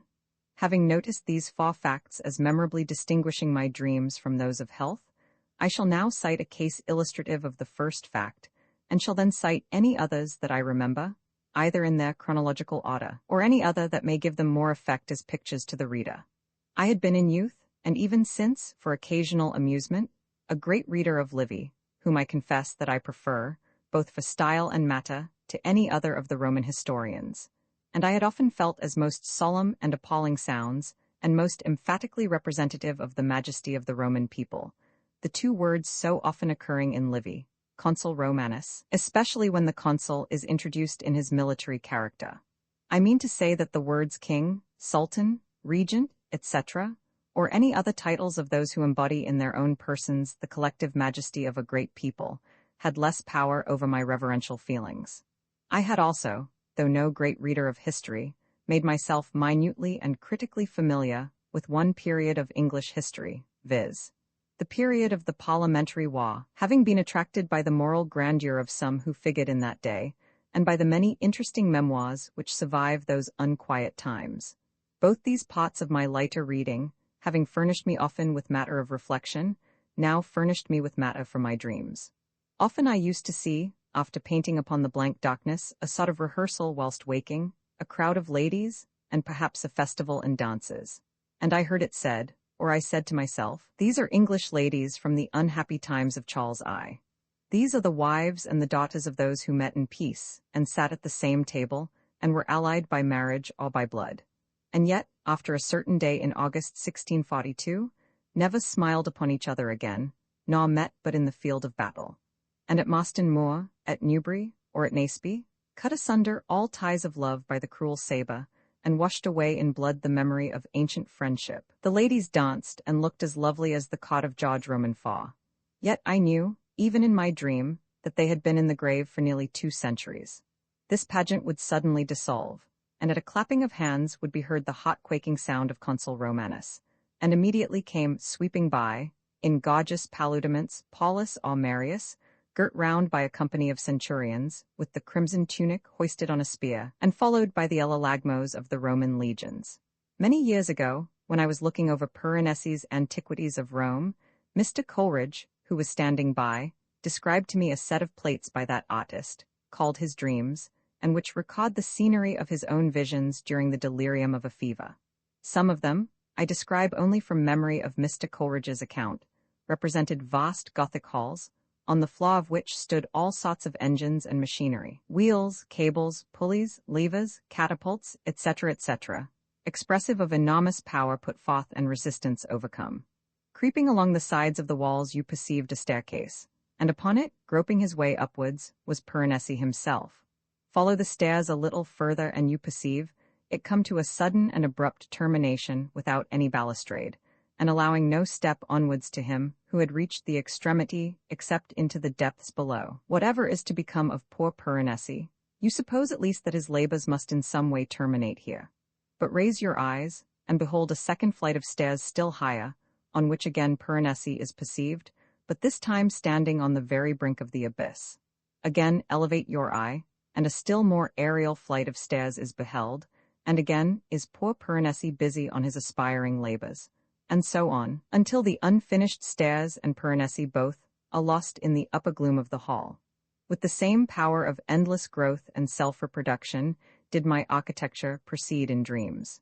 In the early stage of my malady, the splendors of my dreams were indeed chiefly architectural, and I beheld such pomp of cities and palaces as was never yet beheld by the waking eye unless in the clouds. From a great modern poet, I cite part of a passage which describes, as an appearance actually beheld in the clouds, what in many of its circumstances I saw frequently in sleep. The appearance, instantaneously disclosed, was of a mighty city, boldly say a wilderness of building, sinking far and self-withdrawn into a wondrous depth, far sinking into splendor, without end. Fabric it seemed of diamond and of gold, with alabaster domes and silver spires, and blazing terrace upon terrace, high uplifted. Here, serene pavilions bright in avenues disposed, their towers begirt with battlements that on their restless fronts bore stars, illumination of all gems. By earthly nature had the effect been wrought upon the dark materials of the storm now pacified, on them, and on the coves and mountain steeps and summits, whereunto the vapors had receded, taking there their station under a cerulean sky, etc., etc. The sublime circumstance. Battlements that on their restless fronts bore stars might have been copied from my architectural dreams, for it often occurred. We hear it reported of Dryden and of Fuseli, in modern times, that they thought proper to eat raw meat for the sake of obtaining splendid dreams. How much better for such a purpose to have eaten opium, which yet I do not remember that any poet is recorded to have done, except the dramatist Shadwell. And in ancient days, Homer is I think rightly reputed to have known the virtues of opium. To my architecture succeeded dreams of lakes and silvery expanses of water. These haunted me so much that I feared, though possibly it will appear ludicrous to a medical man, that some dropsical state or tendency of the brain might thus be making itself, to use a metaphysical word, objective, and the sentient organ project itself as its own object. For 2 months I suffered greatly in my head, a part of my bodily structure which had hitherto been so clear from all touch or taint of weakness. Physically, I mean, that I used to say of it, as the lost Lord Orford said of his stomach, that it seemed likely to survive the rest of my person. Till now, I had never felt a headache even, or any the slightest pain, except rheumatic pains caused by my own folly. However, I got over this attack, though it must have been verging on something very dangerous. The waters now changed their character. From translucent lakes shining like mirrors, they now became seas and oceans. And now came a tremendous change, which, unfolding itself slowly like a scroll through many months, promised an abiding torment, and in fact it never left me until the winding up of my case. Hitherto, the human face had mixed often in my dreams, but not despotically nor with any special power of tormenting. But now that which I have called the tyranny of the human face began to unfold itself. Perhaps some part of my London life might be answerable for this. Be that as it may, now it was that upon the rocking waters of the ocean the human face began to appear. The sea appeared paved with innumerable faces upturned to the heavens. Faces imploring, wrathful, despairing, surged upwards by thousands, by myriads, by generations, by centuries. My agitation was infinite. My mind tossed and surged with the ocean. May, 1818. The Malay has been a fearful enemy for months. I have been every night, through his means, transported into Asiatic scenes. I know not whether others share in my feelings on this point, but I have often thought that if I were compelled to forego England, and to live in China, and among Chinese manners and modes of life and scenery, I should go mad. The causes of my horror lie deep, and some of them must be common to others. Southern Asia in general is the seat of awful images and associations. As the cradle of the human race, it would alone have a dim and reverential feeling connected with it. But there are other reasons. No man can pretend that the wild, barbarous, and capricious superstitions of Africa, or of savage tribes elsewhere, affect him in the way that he is affected by the ancient, monumental, cruel, and elaborate religions of Indostan, etc. The mere antiquity of Asiatic things, of their institutions, histories, modes of faith, etc., is so impressive that to me the vast age of the race and name overpowers the sense of youth in the individual. A young Chinese seems to me an antediluvian man renewed. Even Englishmen, though not bred in any knowledge of such institutions, cannot but shudder at the mystic sublimity of castes that have flowed apart and refused to mix through such immemorial tracts of time. Nor can any man fail to be awed by the names of the Ganges or the Euphrates.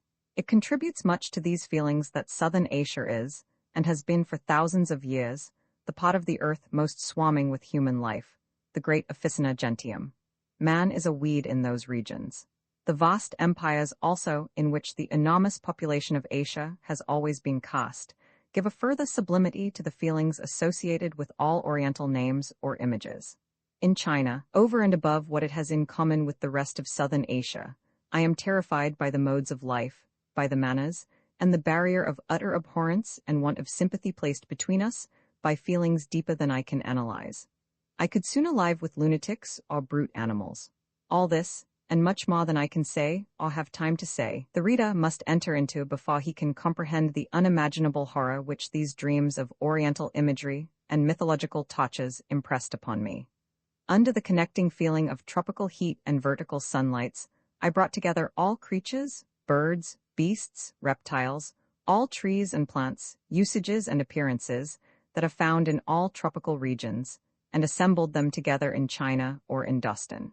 From kindred feelings, I soon brought Egypt and all her gods under the same law. I was stared at, hooted at, grinned at, chatted at by monkeys, by paroquets, by cockatoos. I ran into pagodas and was fixed for centuries at the summit or in secret rooms. I was the idol, I was the priest, I was worshipped, I was sacrificed. I fled from the wrath of Brahma through all the forests of Asia. Vishnu hated me, Siva laid wait for me.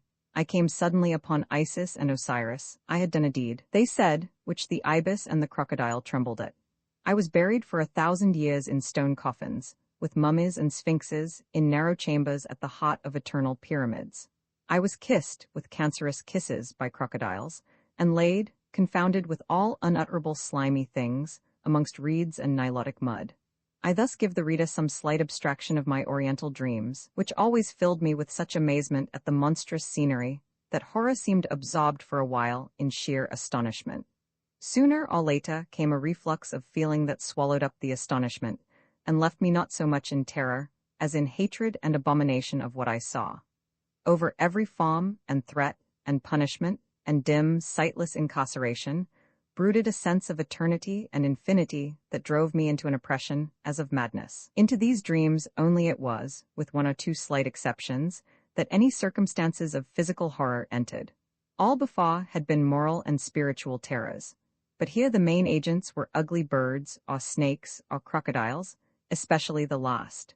The cursed crocodile became to me the object of more horror than almost all the rest.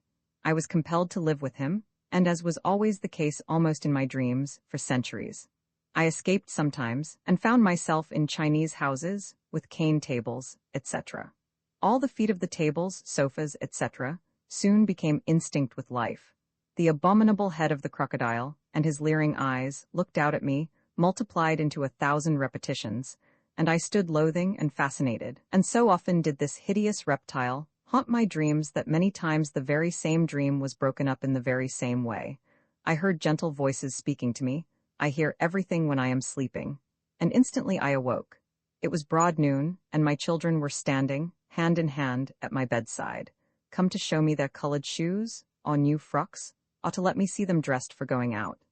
I protest that so awful was the transition from the damned crocodile and the other unutterable monsters and abortions of my dreams to the sight of innocent human natures and of infancy, that in the mighty and sudden revulsion of mind I wept, and could not forbear it, as I kissed their faces. June, 1819, I have had occasion to remark, at various periods of my life, that the deaths of those whom we love, and indeed the contemplation of death generally, is, ceteris paribus, more affecting in summer than in any other season of the year. And the reasons are these three, I think. First, that the visible heavens in summer appear far higher, more distant, and, if such a solipsism may be excused, more infinite. The clouds, by which chiefly the eye expounds the distance of the blue pavilion stretched over our heads, are in summer more voluminous, massed and accumulated in far grander and more towering piles. Secondly, the light and the appearances of the declining and the setting sun are much more fitted to be types and characters of the infinite. And thirdly, which is the main reason, the exuberant and riotous prodigality of life naturally forces the mind more powerfully upon the antagonist thought of death, and the wintry sterility of the grave. For it may be observed generally that wherever two thoughts stand related to each other by a law of antagonism, and exist, as it were, by mutual repulsion, they are apt to suggest each other. On these accounts it is that I find it impossible to banish the thought of death when I am walking alone in the endless days of summer, and any particular death, if not more affecting, at least haunts my mind more obstinately and besiegingly in that season. Perhaps this cause, and a slight incident which I omit, might have been the immediate occasions of the following dream, to which, however, a predisposition must always have existed in my mind, but having been once roused, it never left me, and split into 1,000 fantastic varieties, which often suddenly reunited, and composed again the original dream. I thought that it was a Sunday morning in May, that it was Easter Sunday, and as yet very early in the morning. I was standing, as it seemed to me, at the door of my own cottage. Right before me lay the very scene which could really be commanded from that situation, but exalted, as was usual, and solemnized by the power of dreams. There were the same mountains and the same lovely valley at their feet, but the mountains were raised to more than alpine height, and there was interspace far larger between them of meadows and forest lawns. The hedges were rich with white roses, and no living creature was to be seen, excepting that in the green churchyard there were cattle tranquilly reposing upon the verdant graves, and particularly round about the grave of a child whom I had tenderly loved, just as I had really beheld them, a little before sunrise in the same summer, when that child died. I gazed upon the well-known scene, and I said aloud, as I thought to myself, "It yet wants much of sunrise, and it is Easter Sunday, and that is the day on which they celebrate the first fruits of resurrection. I will walk abroad, old griefs shall be forgotten today, for the air is cool and still, and the hills are high and stretch away to heaven, and the forest glades are as quiet as the churchyard, and with the dew I can wash the fever from my forehead, and then I shall be unhappy no longer. And I turned as if to open my garden gate, and immediately I saw upon the left a scene far different, but which yet the power of dreams had reconciled into harmony with the other. The scene was an oriental one, and there also it was Easter Sunday, and very early in the morning. And at a vast distance were visible, as a stain upon the horizon, the domes and cupolas of a great city, an image or faint abstraction, caught perhaps in childhood from some picture of Jerusalem. And not a bowshot from me, upon a stone and shaded by Judean palms, there sat a woman, and I looked, and it was Anne. She fixed her eyes upon me earnestly, and I said to her at length, "So then, I have found you at last." I waited, but she answered me not a word. Her face was the same as when I saw it last, and yet again how different. 17 years ago, when the lamplight fell upon her face, as for the last time I kissed her lips, Anne, that to me were not polluted, her eyes were streaming with tears. The tears were now wiped away. She seemed more beautiful than she was at that time, but in all other points the same, and not older. Her looks were tranquil, but with unusual solemnity of expression, and I now gazed upon her with some awe. But suddenly her countenance grew dim, and turning to the mountains I perceived vapors rolling between us. In a moment all had vanished, thick darkness came on, and in the twinkling of an eye I was far away from mountains, and by lamplight in Oxford Street, walking again with Anne, just as we walked 17 years before, when we were both children. As a final specimen, I cite one of a different character, from 1820. The dream commenced with a music which now I often heard in dreams, a music of preparation and of awakening suspense, a music like the opening of the coronation anthem, and which, like that, gave the feeling of a vast march, of infinite cavalcades filing off, and the tread of innumerable armies. The morning was come of a mighty day, a day of crisis and of final hope for human nature, then suffering some mysterious eclipse and laboring in some dread extremity. Somewhere, I knew not where, somehow, I knew not how, by some beings I knew not whom, a battle, a strife and agony was conducting, was evolving like a great drama or piece of music, with which my sympathy was the more insupportable from my confusion as to its place, its cause, its nature, and its possible issue. I, as is usual in dreams, where of necessity we make ourselves central to every movement, had the power, and yet had not the power, to decide it. I had the power, if I could raise myself to will it, and yet again had not the power, for the weight of 20 Atlantics was upon me, or the oppression of inexpiable guilt. Deeper than ever plummet sounded, I lay inactive. Then like a chorus the passion deepened, some greater interest was at stake, some mightier cause than ever yet the sod had pleaded, or trumpet had proclaimed. Then came sudden alarms, hurryings to and fro, trepidations of innumerable fugitives. I knew not whether from the good cause or the bad, darkness and lights, tempest and human faces, and at last, with the sense that all was lost, female forms and the features that were worth all the world to me, and but a moment allowed, and clasped hands and heart-breaking partings, and then everlasting farewells, and with a sigh, such as the caves of hell sighed when the incestuous mother uttered the abhorred name of death, the sound was reverberated everlasting farewells, and again, and yet again reverberated everlasting farewells, and I awoke in struggles and cried aloud, I will sleep no more.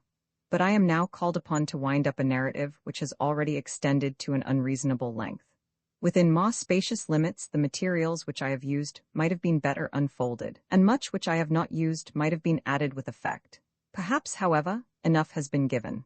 It now remains that I should say something of the way in which this conflict of horrors was finally brought to a crisis. The reader is already aware, from a passage near the beginning of the introduction to the first part, that the Opium Eater has, in some way or other, unwound almost to its final links the accursed chain which bound him. By what means? To have narrated this according to the original intention would have far exceeded the space which can now be allowed. It is fortunate, as such a cogent reason exists for abridging it, that I should, on a maturer view of the case, have been exceedingly unwilling to injure, by any such unaffecting details, the impression of the history itself, as an appeal to the prudence and the conscience of the yet unconfirmed Opium Eater, or even, though a very inferior consideration, to injure its effect as a composition. The interest of the judicious reader will not attach itself chiefly to the subject of the fascinating spells, but to the fascinating power. Not the Opium Eater, but the opium, is the true hero of the tale, and the legitimate center on which the interest revolves. The object was to display the marvelous agency of opium, whether for pleasure or for pain. If that is done, the action of the piece has closed. However, as some people, in spite of all laws to the contrary, will persist in asking what became of the opium eater, and in what state he now is, I answer for him thus. The reader is aware that opium had long ceased to found its empire on spells of pleasure. It was solely by the tortures connected with the attempt to abjure it that it kept its hold. Yet, as other tortures, no less it may be thought, attended the non-abjuration of such a tyrant, a choice only of evils was left, and that might as well have been adopted which, however terrific in itself, held out a prospect of final restoration to happiness. This appears true, but good logic gave the author no strength to act upon it. However, a crisis arrived for the author's life, and a crisis for other objects still dearer to him, and which will always be far dearer to him than his life, even now that it is again a happy one. I saw that I must die if I continued the opium. I determined, therefore, if that should be required, to die in throwing it off. How much I was at that time taking I cannot say, for the opium which I used had been purchased for me by a friend, who afterwards refused to let me pay him, so that I could not ascertain even what quantity I had used within the year. I apprehend, however, that I took it very irregularly, and that I varied from about 50 or 60 grains to 150 a day. My first task was to reduce it to 40 to 30, and as fast as I could to 12 grains. I triumphed. But think not, reader, that therefore my sufferings were ended, nor think of me as of one sitting in a dejected state. Think of me as one, even when 4 months had passed, still agitated, writhing, throbbing, palpitating, shattered, and much perhaps in the situation of him who has been racked, as I collect the torments of that state from the affecting account of them, left by a most innocent sufferer 20 of the times of James I. Meantime, I derived no benefit from any medicine, except one prescribed to me by an Edinburgh surgeon of great eminence, viz., ammoniated tincture of valerian. Medical account, therefore, of my emancipation I have not much to give, and even that little, as managed by a man so ignorant of medicine as myself, would probably tend only to mislead. At all events, it would be misplaced in this situation. The moral of the narrative is addressed to the opium eater, and therefore of necessity limited in its application. If he is taught to fear and tremble, enough has been effected. But he may say that the issue of my case is at least a proof that opium, after a 17 years' use and an 8 years' abuse of its powers, may still be renounced, and that he may chance to bring to the task greater energy than I did, or that with a stronger constitution than mine he may obtain the same results with less. This may be true. I would not presume to measure the efforts of other men by my own. I heartily wish him more energy. I wish him the same success.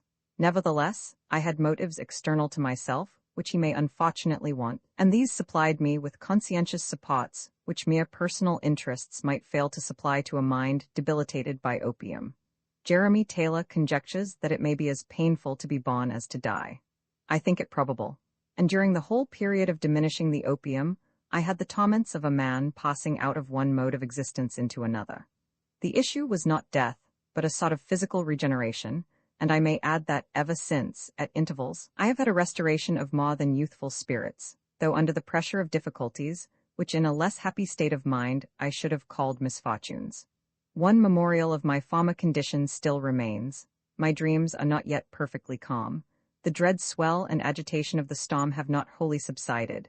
The legions that encamped in them are drawing off, but not all departed.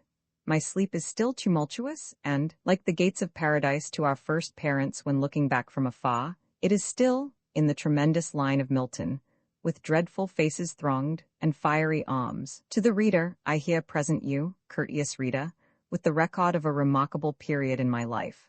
According to my application of it, I trust that it will prove not merely an interesting record, but in a considerable degree useful and instructive.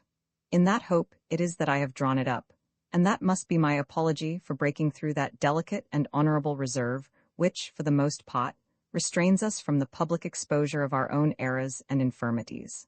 Nothing, indeed, is more revolting to English feelings than the spectacle of a human being obtruding on our notice his moral ulcers or scars, and tearing away that decent drapery which time or indulgence to human frailty may have drawn over them. Accordingly, the greater part of our confessions, that is, spontaneous and extrajudicial confessions, proceed from demiops, adventurers, or swindlers, and for any such acts of gratuitous self-humiliation from those who can be supposed in sympathy with the decent and self-respecting part of society, we must look to French literature, or to that part of the German which is tainted with the spurious and defective sensibility of the French. All this I feel so forcibly, and so nervously am I alive to reproach of this tendency, that I have for many months hesitated about the propriety of allowing this or any part of my narrative to come before the public eye until after my death, when, for many reasons, the whole will be published. And it is not without an anxious review of the reasons for and against this step that I have at last concluded on taking it. Guilt and misery shrink, by a natural instinct, from public notice. They court privacy and solitude, and even in their choice of a grave will sometimes sequester themselves from the general population of the churchyard, as if declining to claim fellowship with the great family of man, and wishing, in the affecting language of Mr. Wordsworth, humbly to express a penitential loneliness. It is well, upon the whole, and for the interest of us all, that it should be so. Nor would I willingly in my own person manifest a disregard of such salutary feelings, nor in act or word do anything to weaken them. But on the one hand, as my self-accusation does not amount to a confession of guilt, so, on the other, it is possible that, if it did, the benefit resulting to others from the record of an experience purchased at so heavy a price might compensate, by a vast overbalance, for any violence done to the feelings I have noticed, and justify a breach of the general rule. Infirmity and misery do not of necessity imply guilt.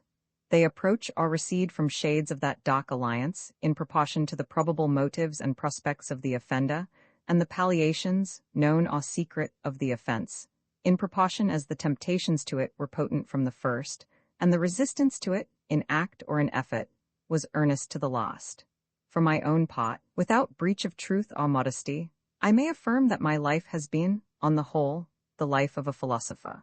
From my birth I was made an intellectual creature, and intellectual in the highest sense my pursuits and pleasures have been, even from my schoolboy days. If opium eating be a sensual pleasure, and if I am bound to confess that I have indulged in it, to an excess not yet recorded one of any other man, it is no less true that I have struggled against this fascinating enthrallment with a religious zeal, and have at length accomplished what I never yet heard attributed to any other man, have untwisted, almost to its final links, the accursed chain which fettered me. Such a self-conquest may reasonably be set off in counterbalance to any kind or degree of self-indulgence. Not to insist that in my case the self-conquest was unquestionable, the self-indulgence open to doubts of casuistry, according as that name shall be extended to acts aiming at the bare relief of pain, or shall be restricted to such as aim at the excitement of positive pleasure. Guilt, therefore, I do not acknowledge, and if I did, it is possible that I might still resolve on the present act of confession in consideration of the service which I may thereby render to the whole class of opium eaters. But who are they? Reader, I am sorry to say a very numerous class indeed. Of this I became convinced some years ago by computing at that time the number of those in one small class of English society, the class of men distinguished for talents, or of eminent station, who were known to me, directly or indirectly, as opium eaters. Such, for instance, as the eloquent and benevolent, the late Dean of Laud, Mr. the philosopher, a late Under-Secretary of State, who described to me the sensation which first drove him to the use of opium in the very same words as the Dean of, viz., that he felt as though rats were gnawing and abrading the coats of his stomach, Mr., and many others hardly less known, whom it would be tedious to mention. Now, if one class, comparatively so limited, could furnish so many scores of cases, and that within the knowledge of one single inquirer, it was a natural inference that the entire population of England would furnish a proportionable number. The soundness of this inference, however, I doubted, until some facts became known to me which satisfied me that it was not incorrect. I will mention two. 1. 3 respectable London druggists, in widely remote quarters of London, from whom I happened lately to be purchasing small quantities of opium, assured me that the number of amateur opium eaters, as I may term them, was at this time immense, and that the difficulty of distinguishing those persons to whom habit had rendered opium necessary from such as were purchasing it with a view to suicide, occasioned them daily trouble and disputes. This evidence respected London only. But 2, which will possibly surprise the reader more, Some years ago, on passing through Manchester, I was informed by several cotton manufacturers that their workpeople were rapidly getting into the practice of opium eating. So much so, that on a Saturday afternoon, the counters of the druggists were strewed with pills of 1, 2, or 3 grains, in preparation for the known demand of the evening. The immediate occasion of this practice was the lowness of wages, which at that time would not allow them to indulge in ale or spirits, and wages rising, it may be thought that this practice would cease. But as I do not readily believe that any man having once tasted the divine luxuries of opium will afterwards descend to the gross and mortal enjoyments of alcohol, I take it for granted that those eat now who never ate before, and those who always ate, now eat the more. Indeed, the fascinating powers of opium are admitted even by medical writers, who are its greatest enemies. Thus, for instance, Ossiter, apothecary to Greenwich Hospital, in his Essay on the Effects of Opium, published in the year 1763, when attempting to explain why Mead had not been sufficiently explicit on the properties, counteragents, etc. of this drug, expresses himself in the following mysterious terms: Phi omega nu alpha nu tau alpha, sigma epsilon nu epsilon tau omicron iota sigma iota. Perhaps he thought the subject of too delicate a nature to be made common, and as many people might then indiscriminately use it, it would take from that necessary fear and caution which should prevent their experiencing the extensive power of this drug, for there are many properties in it, if universally known, that would habituate the use, and make it more in request with us than with Turks themselves, the result of which knowledge, he adds, must prove a general misfortune. In the necessity of this conclusion, I do not altogether concur, but upon that point I shall have occasion to speak at the close of my Confessions, where I shall present the reader with the moral of my narrative. Confessions of an English Opium Eater by Thomas de Quincey.